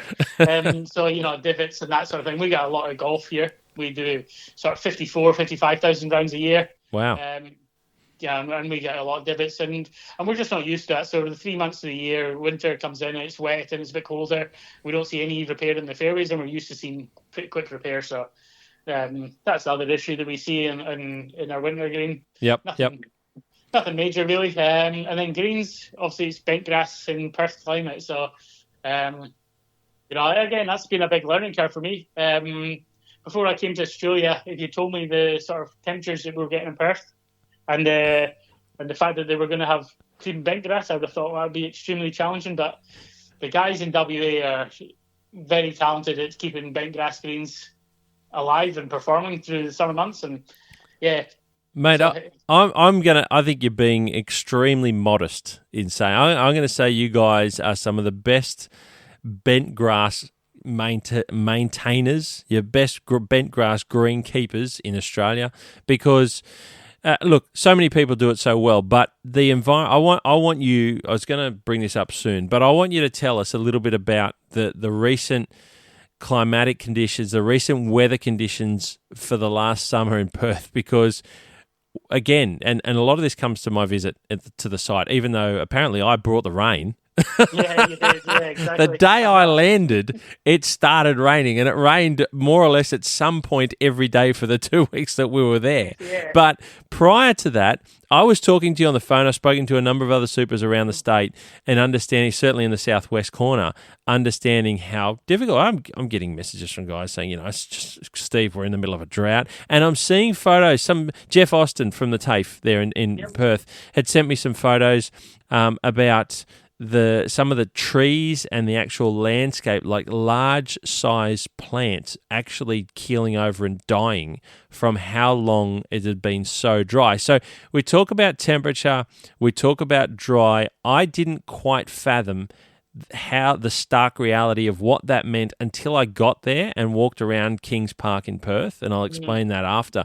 But for the benefits of everyone listening, mate, like I said, I think you're being modest and understating how good you guys are professionals of maintaining bent grass on those greens in Perth's climate. Tell us about what the summer was that you had. Tell us a little bit about what it meant temperature-wise and rainfall-wise that you guys were dealing with to try and deliver quality bent grass greens. Yeah, I mean, to start off our context, when we all know Perth is hot and dry at the best of times, it's a difficult climate through summer anyway at the best of times, and we always prepare for that. You're coming in summer in Perth, it's going to be hot and dry. Don't expect a lot of rain. It's going to be warm. But this year was brutal. This was just next level. So we exceeded 40 degrees. I think it was about a dozen times in the end, compared to, I think, one the year before, or maybe the year before that. But the big one was the rainfall. So we don't get a huge amount of rain. So our 10-year average on site is 662 a year. In the last 12 months, we had 413. But between October to April, that's 7 months, we only had 16 mil in 7 months. 16 millimetres. So less than, it's nearly half an inch in the old scale. A lot of people listening an inch. 16 millimetres in 7 months of the hot growing period of the year, with temperatures over 40 on 12 days, you mentioned. Yep. But the average you float around is anywhere from 30 to 40. Is that about right? Yeah, that's right, yeah. So where I'm used to in the Blue Mountains, just west of Sydney, a kilometre up in the sky, I'm used to, we might get a day or 2 or 3 over 30. Right, in summer. Right, Sydney, in Western Sydney in particular, they'll probably get maybe 3 to 5 days in a bad hot year over 40, and they'll push 43 to 45. Maybe 3 days is probably a reasonable year on the average. You're talking 12 days over 40. The average is somewhere between 30 to 40 throughout that period of summer. But it's the 7 months of no rain. 16 millimetres barely will even wet the surface over that period of time. You're getting zero runoff. It won't even soak through the thatch layer into the root zone, just naturally occurring water. So you've got, let's call it for what it is, no rainfall for 7 months and extreme temperatures. Yeah. All I have in my head... This is the picture that I have in my head. All I had in my head was people on hand watering hoses, watering greens every day, twice a day, because every day it's going to die. That's in my head. That's all I could picture. And call that extreme, call that dramatized, but I can't fathom a world where I know of people trying to maintain bent grass greens with no rainfall for 7 months. Honestly, I just don't. That's Kalgoorlie shit. Right? That's an isolated single golf course in Australia that's trying to deliver something pretty special. And you were part of that. But we're talking an entire region with not 1, not 2, not 10, but so many golf courses, let alone green spaces or gardens, parks. You extrapolate that out. But here we are talking about golf, so we'll stick it to golf and we'll keep it to Lake Karrinyup. That's 7 months without bloody rain. That's does the club how did you go? I mean, like I said, I saw it, right? I saw it after that when it had rained.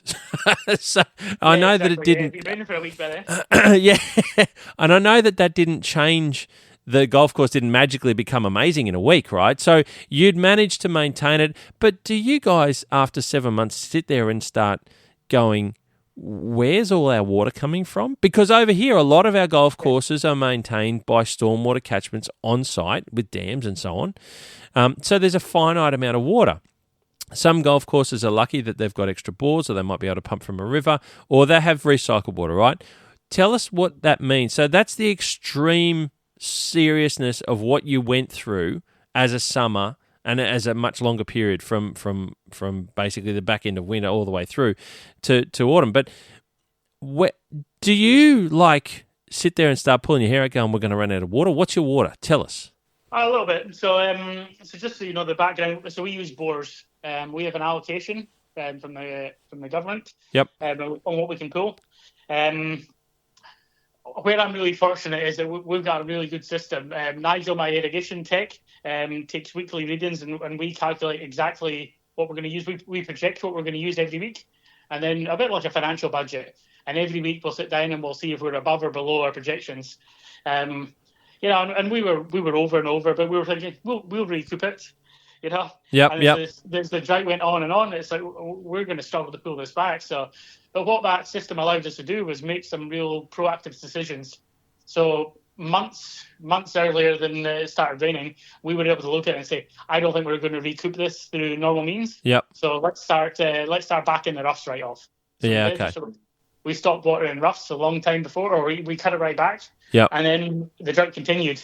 Yeah. So okay, next phase. Right, we're going to have to cut the roughs off altogether. So that stage, I start communicating with the membership just to explain to them our water allocation, how important it is to us as a club that we don't exceed that. Yep. It's not my standards to be exceeding things like that. So we're going to make corrective actions, but please remember there's short-term pain. Short-term pain, sorry. Greens and tees will be maintained, but everything else will start to see dry out a little bit. So we then turned the roughs off. And then we eventually actually made the decision of turning the fairways off. Wow. So we shut off all the irrigation apart from greens. And it was like that for, I think, about the best part of a month. And Lake Karrinyup's never looked that colour before. Or not in a long, long time. It was like a links course. Wow. It was like some of those British Opens you see when they play Royal Liverpool when it was brown. That's what Lake Karrinyup looked like, and it never looks like that. Yeah, wow. So an important point there that I'll pick up on, and I was curious to know where you were going to go with it, is the communication to the membership. Because, let's face it, we've all been there, weather turns or equipment doesn't quite work how we want it, and something's not going right. But in this case, it's something you can't control, and something extreme, where you take the time and the effort to explain to the membership where they're at. Was that, pardon me, was that something that you're probably educating people along the way, I take it? So when you're telling them where you are along with that education process of just how dire the situation is becoming and what you're forecasting it to continue to do, was the membership all on board, or were they still, like we often see, people that were disgruntled and sitting there going, come on, let's just keep pumping out water, this is ridiculous? Because there's a social responsibility on being environmentally conscious, and there's an environmental responsibility on being environmentally conscious and aware. This is not, you can't just take liberty and just go and do what you like. We all have a responsibility. As well. That's something that I wasn't comfortable about going down that road. So I communicated with the Department of Water and told them my concerns and what we were doing to manage it. And I've spoken to the membership. To answer your question, the membership were great. My email generally said to them, we're going through one of the worst droughts in history. The golf course should look dry. It will look dry. We're going to protect the surfaces, the greens, anything that might be damaged. Don't worry, enjoy some dry weather. A lot of the feedback I got was, as we talked about earlier, the undulations on the course, the run that some of the older guys are getting with their drives. Yep. A lot of the members have asked if we can do that every year. Now there's a positive spin effect from Yeah, exactly. Guys, well, all of a sudden they were pumping it out 2:30 and they're sitting there going, this is great. Exactly.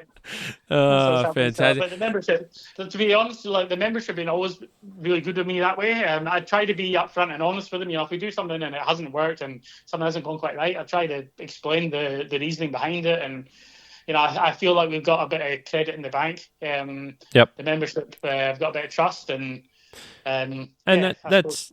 being honest. I think that's true. Like you said, being honest, being upfront. I think it's through good leadership. I think it's through being aware that communication is important, right? If something is on your doorstep, it's great to communicate about that. And there's, like I said before, there's responsibilities around the situation and not being greedy, not taking things into your own hands and doing things that are irresponsible. I think it's very important. I think that there should be a level of pride in that from the club as well, that they're doing their part, because whilst it's a premier club, it's considered one of the best in the state, let alone the country.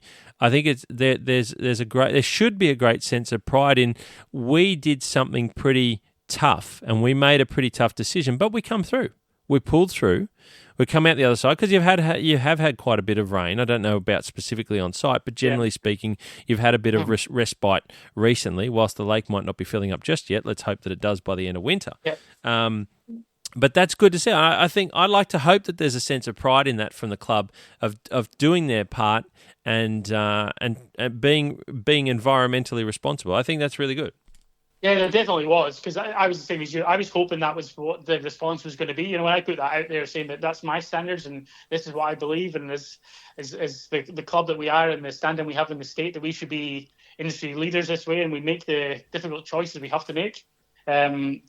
I was hoping that the club would take that on board and have a bit of pride about it, and they did. You know, they were great. And we have seen, you talked about Royal Liverpool. We've seen Karrinyup when it's been extremely dry. I think it might have been 2016 or something, and those images of just almost no grass on the fairways and just green islands. And these are the cycles that we have to take. I think it's responsible to do that when these extreme situations. And let's face it, it's short term, right? There might be some things that come out the back end. It might be a little bit more effort and potentially cost required to try and pick it back up when the opportunity is there to do so. But ultimately, we are an outdoor sport, and I believe that we should change with the seasons and the cycles. And some of them are 4 times a year, others are once every 20 or 30 years or longer. So I think it's very, very good that the club and yourself and the team and everyone involved from top to bottom was part of that process in understanding the severity of the situation and making just calls and very smart decisions to get to the other side. And here you are. Yeah, definitely. Yeah, no, I'm definitely proud of how we handled that. Very good, mate, and extremely challenging. I just wanted to convey that to a lot of people, because sometimes when we think of a dry spell over here in the east, it might be, we're talking about 20 mil in a month. You're talking about 16 mil in 6 months. And the part that really raised my eyebrows, and I didn't understand, like I said, Jeff Austin had sent me some photos. When I walked out Kings Park, and there's the Botanic Gardens at Kings Park there, just perched above Perth City. It's a wonderful location to go for a walk. I took the kids around. Beautiful landscape, plants, environment, wonderful. But what got me was when I walked around the back end of the park, behind the cafe and one of the buildings, and there was a track that went through the natural bush of the area. And I turned a corner, and what hit me, I actually thought the whole area had been poisoned, because every single tree, plant, shrub, grass was dead. And I didn't think that it could have possibly been just through severe dry. And then when I continued to walk, it got further, and it was just, and that's when I realized, and because there'd been some little spits of rain in the few days since before, there was a green tinge of, again, the natural recurring bushland doing its thing. Little native grasses and little bits of stuff were growing and just starting to shoot through the sand. And it was really unique. It's like turning up to Ayers Rock, and I call it Ayers Rock, Uluru in Central Australia. It's like going all the way to Ayers Rock and it rain, right? Yeah. It's one of those things, not many people will ever see Ayers Rock with waterfalls cascading off the stone. That's if you get to experience that, take that for what it is, because there are so many people that will never, ever, ever see that in their life. That's a unique thing. So when I was walking around Perth and understanding how I was seeing life start again after an extreme dry spell in Perth, and I thought to myself, you know what? As dire as this is right now, and this is extreme, I'm actually seeing something that not many people will ever see. Natural areas just starting to, that rebirth of natural bushland areas, which was, you got to go through something as difficult as it was and as extreme as it was, but it was really unique to see. So I went there and saw some things in Perth that most people will never see, and I'm sure even lots of locals may not quite know it for what it was, but it was really interesting, and I learned a lot from being there. But I got a real measure of just how difficult this past year was, the summer. I was absolutely gobsmacked. I still look at the photos and I still shake my head because I can't believe that it was that bad. And that goes back to the sand profiles of Perth and the shallow soils around. What is it like there at Lake Karrinyup? Have you got the sands of a lot of the other areas of Perth?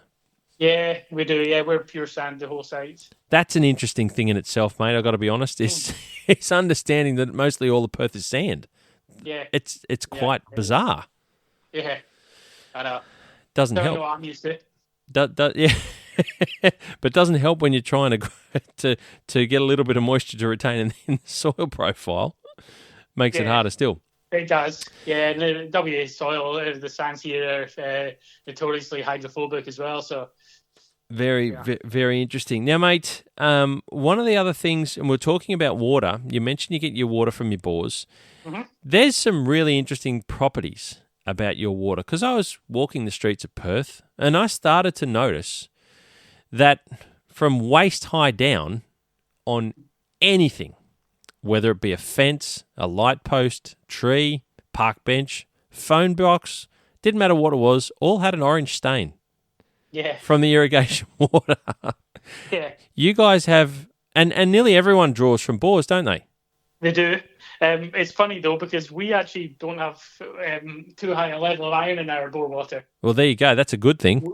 Yeah, we're lucky. We've got a couple of ponds that we use to sort of drop out any iron that is in the water as we go through. Okay.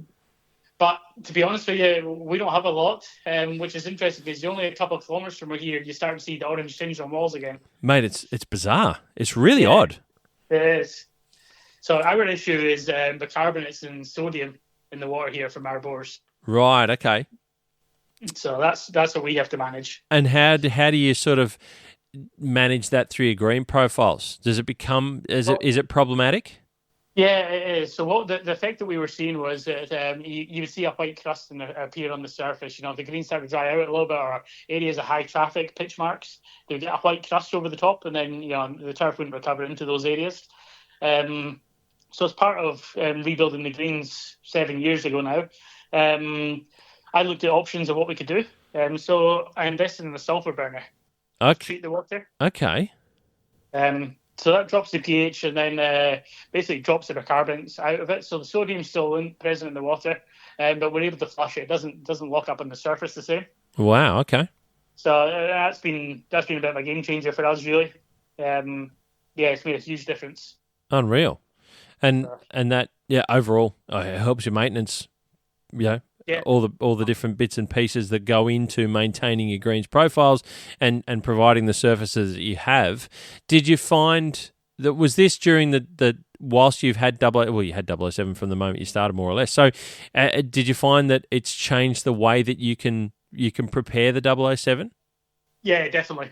So last year we had an issue with our sulphur burner, and we ended up having to replace it with a new one, and we went a summer without it. Right. And it changed everything that we knew about the greens. So it was a bit of back to the drawing board. And like I said, every summer in Perth's hot. Not as hot as this year, but it was still a warm one. Yep. And all of a sudden we were seeing the plants starting to dehydrate at higher moisture levels than normal. Right. And if we've got things where we want them to be, we'll hover sort of 10, 12% moisture at the end of the day, and that's in Perth heat, and we keep turf at that. Yep. But we were starting to see turf turn a little bit, sort of high teens, low 20s, which is extremely unusual for us. without the sulphur burn. That was the result we were seeing. So that was a stark reality of how good it's performing and doing its job. Definitely. Wow. So, okay. Very interesting. The summer we've just gone through there with the drought, with the new sulphur burner was operational. So that's obviously a huge help with us getting through that period. Unreal, mate. Unreal.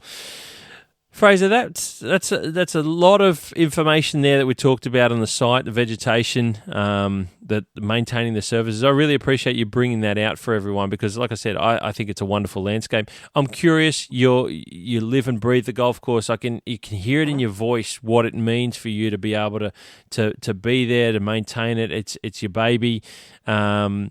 What's a place on the golf course? I always love to ask this question, so I preface it in this way. What's a special place, whether it be a time of the day or just in general, that you really think is just one of those unique parts of Karrinyup that you don't find being on another golf course in Perth? What's a spot that you just really like to be at, or sometimes you just take a moment to get away and you go, I'm just going to go over there for 5 minutes because I just really want to take it in again. Where's somewhere on the golf course that even the golfers might want to go and have a look for themselves? I mean, my favourite spots, I don't know if they're ones that golfers want to really go and see, but they'll see most of them anyway. Because of the shape of the undulations we have on our course, I love sitting the top of the 7th fairway looking down the hill, 8th tee looking back up the hill at the clubhouse. So 8th's our kind of signature par 3 across the water. Okay. And then it comes up and you can see all the way up the 9th fairway up towards the clubhouse. Right. The 12th tee is a really short, tight par 3. I like to sit in the tee and watch some shots come in. Nice. But probably 5 behind the 5th green is probably my favourite. It's my favourite par 3 on the course. And I try to do it on a Friday afternoon, sort of late lunchtime sort of time on a Friday. When we got the course where I want it to be and I've got the greens nice and firm, I like to just sit in the trees there. Golfers don't even see I'm there and just watch some shots come into the green and just see how the green reacts to shots. Nice. And it's just, you get a good feel of how the courses or how the greens are playing. That's awesome. That's really cool because it is that little bit of I suppose, a moment to just think about what you're doing and how it's all working. Because at the end of the day, everything that we do as turf managers and superintendents and greenkeepers, all of that at the end of the day is for the golfer's experience, right? It's not for anything else. It's for the experience of golf. So to take that moment, to take some of that time out to go and see how it's converting to golf, like you said, if you can sometimes feel and you just go, that you know what, this is about as good as it's been for a while. I want to see what's going on, see the real time results of all that time in prep. That's really cool, mate. I appreciate that. That's awesome. Yeah, no, that's why I enjoy it. Like you're saying, I think it's easy sometimes to get tied up in our own business and forget actually what we're doing it for. Oh, mate, 100%. I say that a lot. I even said it today to someone that, it's easy. Exactly what you said. It's easy to be focused. Our job is to focus on delivering those turf surfaces and do our job to the best that is possible. And sometimes we get so focused we actually forget what we're doing it for. It's for golfers to go out there and play golf and enjoy the pastime and the recreation of golf. And I think sometimes, and I'll probably go a little bit further into it, but I think sometimes we forget and we go, and I'll say it, I've done it. I've gone too far. I've prepared the greens too fast for what they're actually capable of doing. I think sometimes we do that too often, and that's because our focus is just too narrow. We have to step back and really understand what we're trying to achieve, and that goes for clubs and boards as well. I'll throw everyone in the mix while I'm at it, but I think sometimes we do focus too narrow, and I think it's important to remember the whole reason that we are preparing turf surfaces on a golf course is for people to go out there and enjoy the pastime of golf. It's not to beat their heads in. So that's a personal viewpoint. I'll throw that one in. No, you're right. I'm trying to get a little bit better at getting out with the members and playing some golf. I get invited out and I normally don't go, but I've been trying to make an effort of going out there and playing it for myself and also seeing them play and them how they enjoy the course and interact with the course. Yeah. Very, very good, mate. Very good. Now, one of the things that you touched on at the very, very beginning about Lake Karrinyup, and one of the things that I certainly enjoy, and we talked about this when it came in, you showed me around the clubhouse and some of the the history. It's steeped in history, right? It's got some wonderful history, designed by Alex Russell. Tell us a bit about some of the architectural bits of its history, the people involved, and what the club has preserved, because I love this part. This is important. Lots of golf clubs have burnt down well into the 1940s, and they've lost a lot of their earliest history. Yeah, you guys have done so well in preserving a lot of that and keeping it and making it a part of the clubhouse that the members can experience. And you showed me around some of those things. Tell us a little bit about what the club has, because I think this is brilliant. Yeah, I mean, the club, there's a lot of history at the club, and the club love the history. It's something we're very proud of. We've got a committee at the club that could sort through this. We've got rooms of things that are useful and things that are less useful, and we've got an archives committee who sort through all that, just volunteers of the club. And some of the stuff that they've found has been unbelievable. I think I showed you Mackenzie Russell room, so we've got a little boardroom that we've named the Mackenzie Russell room. In honour of obviously Alec Russell, and then Mackenzie was his business partner. Yep. And we've got drawings up on the wall there, his original drawings, sketches of the greens from 1928 of how he wanted the golf course to be designed. We've got handwritten letters up on the wall from him on the headed notepaper from Russell and Mackenzie. Yeah, awesome. Talking about how he saw the course developing and the sort of grasses he wanted to use and how he visioned it. I love all that. I love my history of golf. Like it ties in right back to the start when I was young and used to go for summer holidays in Carnoustie and St Andrews. We used to go to the History Golf Museum. Wow. I used to look at all these things, and I love the history of golf, and we actually studied that in college. It was one of the subjects. Oh, really? Yeah. So that was the beauty of going full time, was you get exposed to things that you got that extra time. So we studied golf course architecture and design and history and all sorts of things.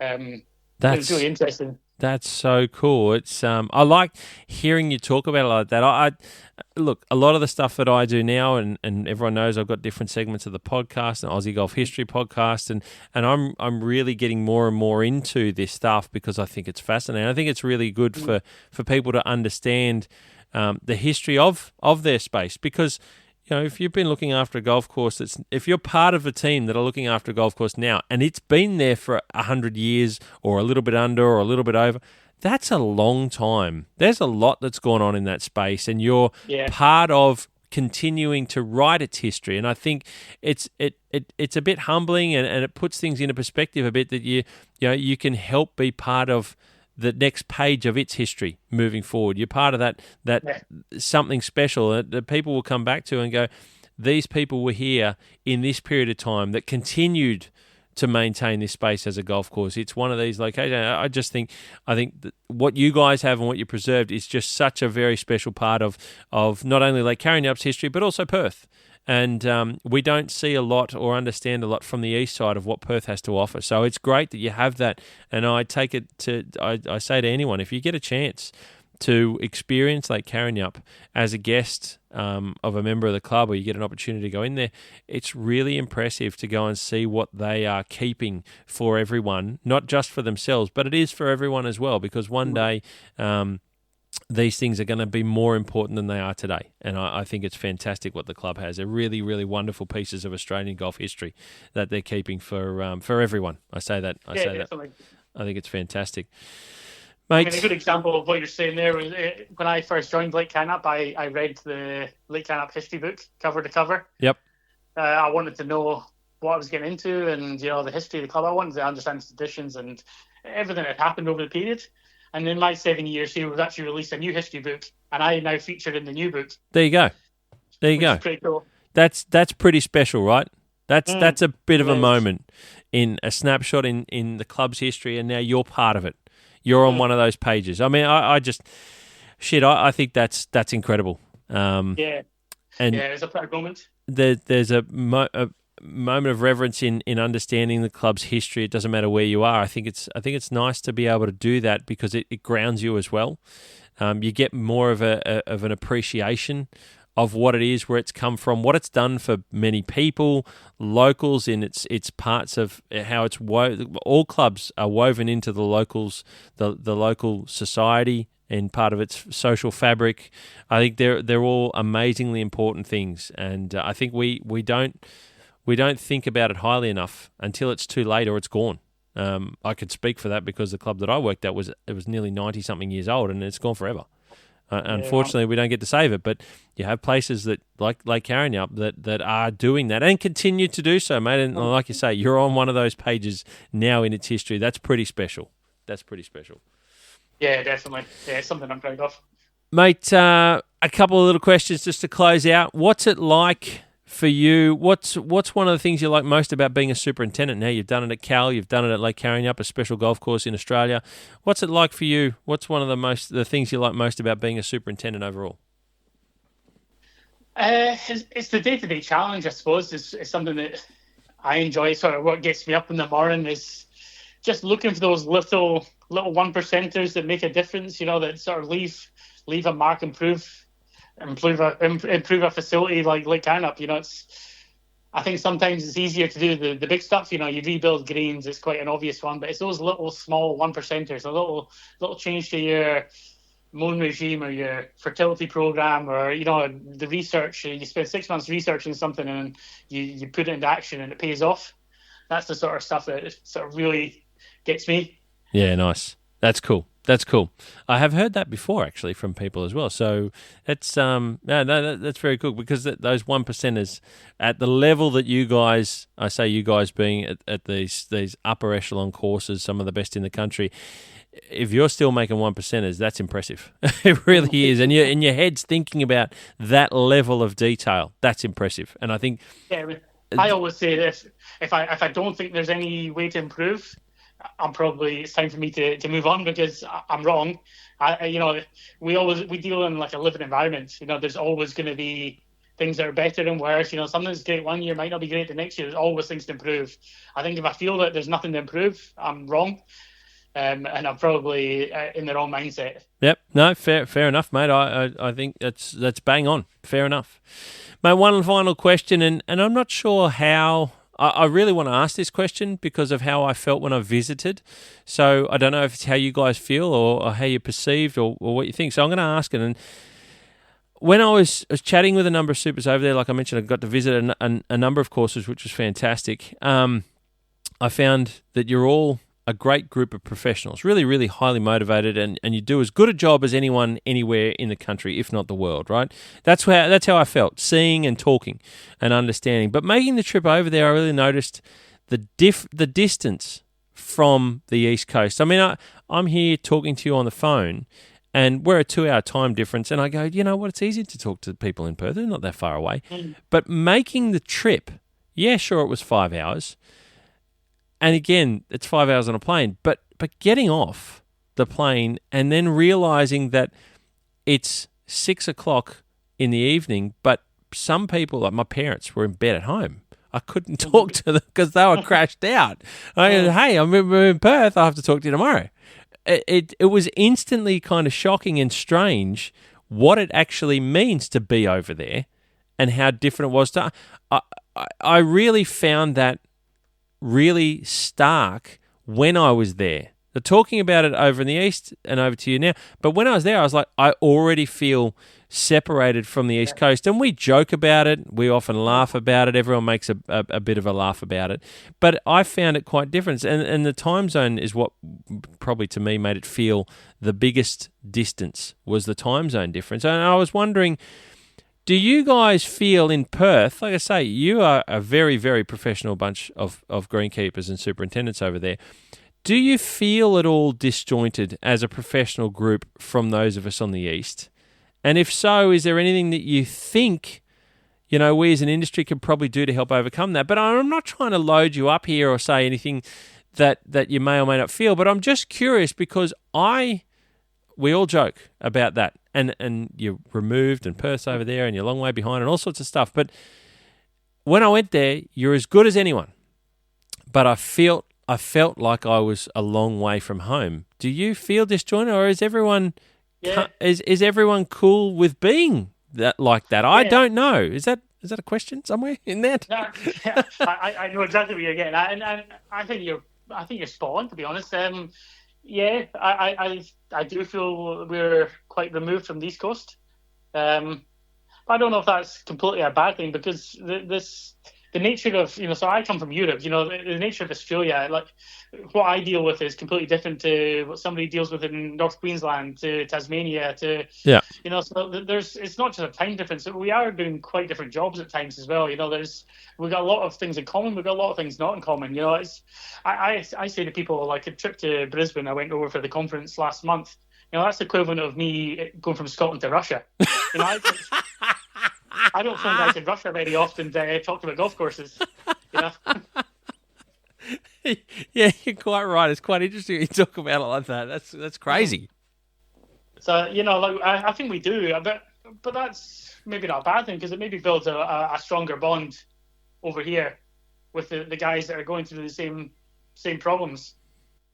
Yeah, it's like I said, I don't know exactly what you said. I'm not sure it's a good thing or a bad thing. I quite often, because and I'll speak about it sometimes in the central western New South Wales, where I did my time at Katoomba and in the Blue Mountains, and there's hundreds of kilometres between superintendents on golf courses in the central west, and that can feel like you're removed from the group. We often felt we were too far away from the metropolitan guys in Sydney, and we're only 2 hours away, right?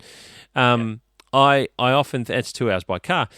So I felt throughout my career that we weren't part of the metro guys, and we were kind of left out in the corner somewhere. That it was, you really had to go out of your way to be part of sometimes the I suppose the your peers. Not that they were ostracizing you at all. It was just that natural feeling because we didn't have the opportunity to catch up more regularly.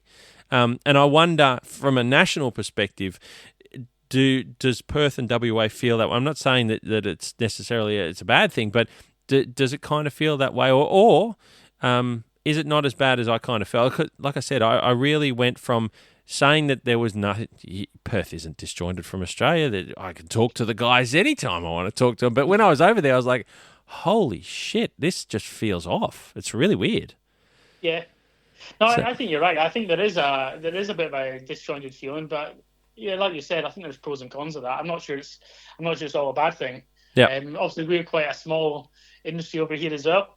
So when we go off and we do things like our state conference, we don't really have the metro country thing so much. Everybody's in together. So I'll be sitting there with the country guys I see once a year or whatever, and it probably builds a good, close, strong bond within WA. Yep. That's why that's very much the feeling I got. All you guys, doesn't matter city or country, everyone knows everyone. Everyone, but I over here, I know that there's people that don't know people over the hill, over the mountains. Yeah. They wouldn't even know who they are. They probably don't even know there's a golf course there. But I didn't get that. I really got a different feeling from talking with Shane Baker, as the president of West Australia Supers Association, and a lot of the other guys that I was talking with, whether it be on the phone. If I didn't get a chance to meet them, I still spoke to them on the phone. I just got a really community feeling from WA Supers in general, and that even goes to when Jason Johnson was the super at Broome, who's obviously not there anymore. But he's like 3 days drive away from Perth, but he felt like he was part. I don't know. So I just wanted to throw that out there because I didn't know if we do enough as a national community of greenkeepers and superintendents to make WA feel like they're part of the Australian group, or if it's just, I don't know, maybe I'm talking. I don't know if it's something that needs to be worked on. I'm maybe not the best person to ask either because we've got a lot of reciprocal dealings with other clubs on the East Coast. I do speak to some of the East Coast guys, probably not very frequently, but maybe more than some of the WA guys do. Yeah, okay. I'm not trying to pick a fight either. I don't. I don't know. Like I said, it was really a really pronounced thing when I actually went there. It made me feel like I was. So I just didn't know if it translated to you guys. But it does, and it's interesting because I started to feel the 2 hours now. Even when I went to Brisbane, I could feel the time difference. But like I'm 8 hours from home, 8 hours time difference from. So like I'm trying to speak to family, but I'm used to that now. Yeah. I move a couple hours in Australia, and all of a sudden I need to acclimatise. Oh, dude, don't even start. We had the kids over in WA. Man, I didn't know whether I wanted to keep them on Sydney time or Perth time for the 2 weeks we were there. In the end, trying to keep them on Sydney time didn't work for anyone at all. It was bad for them. It was bad for us, and it was even worse when we got home because they weren't even near Sydney time. It was hilarious, but it was a challenge. But no, mate, Fraser, I'm going to finish up there. I really thank you greatly for being so open with all of those stories, with your zigzag across the world in greenkeeping in the most weirdest random corners to experience your greenkeeping and further your career all the way to becoming superintendent at one of our best golf courses in Australia at Lake Karrinyup. Mate, you have been an incredible guest on here. You've certainly opened up my eyes to more things even from when we spoke on site. You head up a team and look after a wonderful special golf course there that's got incredible history and so many of the different things and challenges that you go through as a team and as a club trying to deliver great quality services. And I urge anyone, given the opportunity, if of course it's okay with you, that they get the chance to, obviously, given a chance to go and see Karrinyup. It is really something special. And I think the more people, and I'm not trying to intrude or gate crash on Lake Karrinyup, but if you get the chance, it's worth taking it and not letting it slip by. It's really something special to go and see. So, 100%. I'm always happy to show people around. Fraser, thank you so very much for opening up the doors and showing us Lake Karrinyup and your sensational career and getting to there, mate. I wish you all the best in the future. I'm sure we'll talk again, but mate, again, I appreciate your time and thank you very much for being involved on the Golfing Greenkeeper podcast. No problem, Steve. It was a pleasure. Thank you.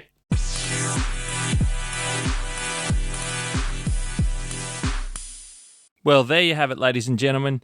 What a dead set ripper of a conversation that was with Superintendent Fraser Brown at Lake Karrinyup there in Perth, WA. What a champion dude he is. Dead set. I had an absolute whale of a time, as you could probably tell, on the back of our family trip to Perth. So that made life so much easier to be able to just have a bit of a yarn with Fraser and just knowing a bit more about the site, which is what I really was keen to do. Like I said, it was about 7 or 8 months in the making from when I flagged it with him. But we eventually got there and got it sorted. And look, I just really hope you guys got something. There was a lot in that as far as I'm concerned. Like, I got a lot out of it. I hope you guys did too. And that's the essence of what this is, the Golfing Greenkeeper podcast, is it's all about learning, getting an insight. If you're a golfer, you're going to pick up a lot of things there from a golf perspective. Hopefully you get to some of these courses. I have interviews with the superintendents and you'll start to see things a little bit differently, get a bit more of an appreciation and an understanding as to just what's going on and how they deliver the surfaces that you're playing on. But certainly from a greenkeeping perspective as well, if you're listening all over the world, you get a great insight as to just what's going on in some of these courses and what they're dealing with and the environments that they're in and the way that they're trying to maintain golf courses. So it's really fantastic. And I hope you, like I said, I say it again, I hope you got a great deal out of it. Thanks so much to Fraser Brown, mate. I really appreciated you being so open and honest there and everything that you brought out. And I really, really appreciated your time, as I mentioned, on the wrong day that I turned up to your door. So mate, no, thank you so much. Thank you to everyone for listening. Please like, share, and subscribe to the Golfing Greenkeeper podcast if you haven't done so already.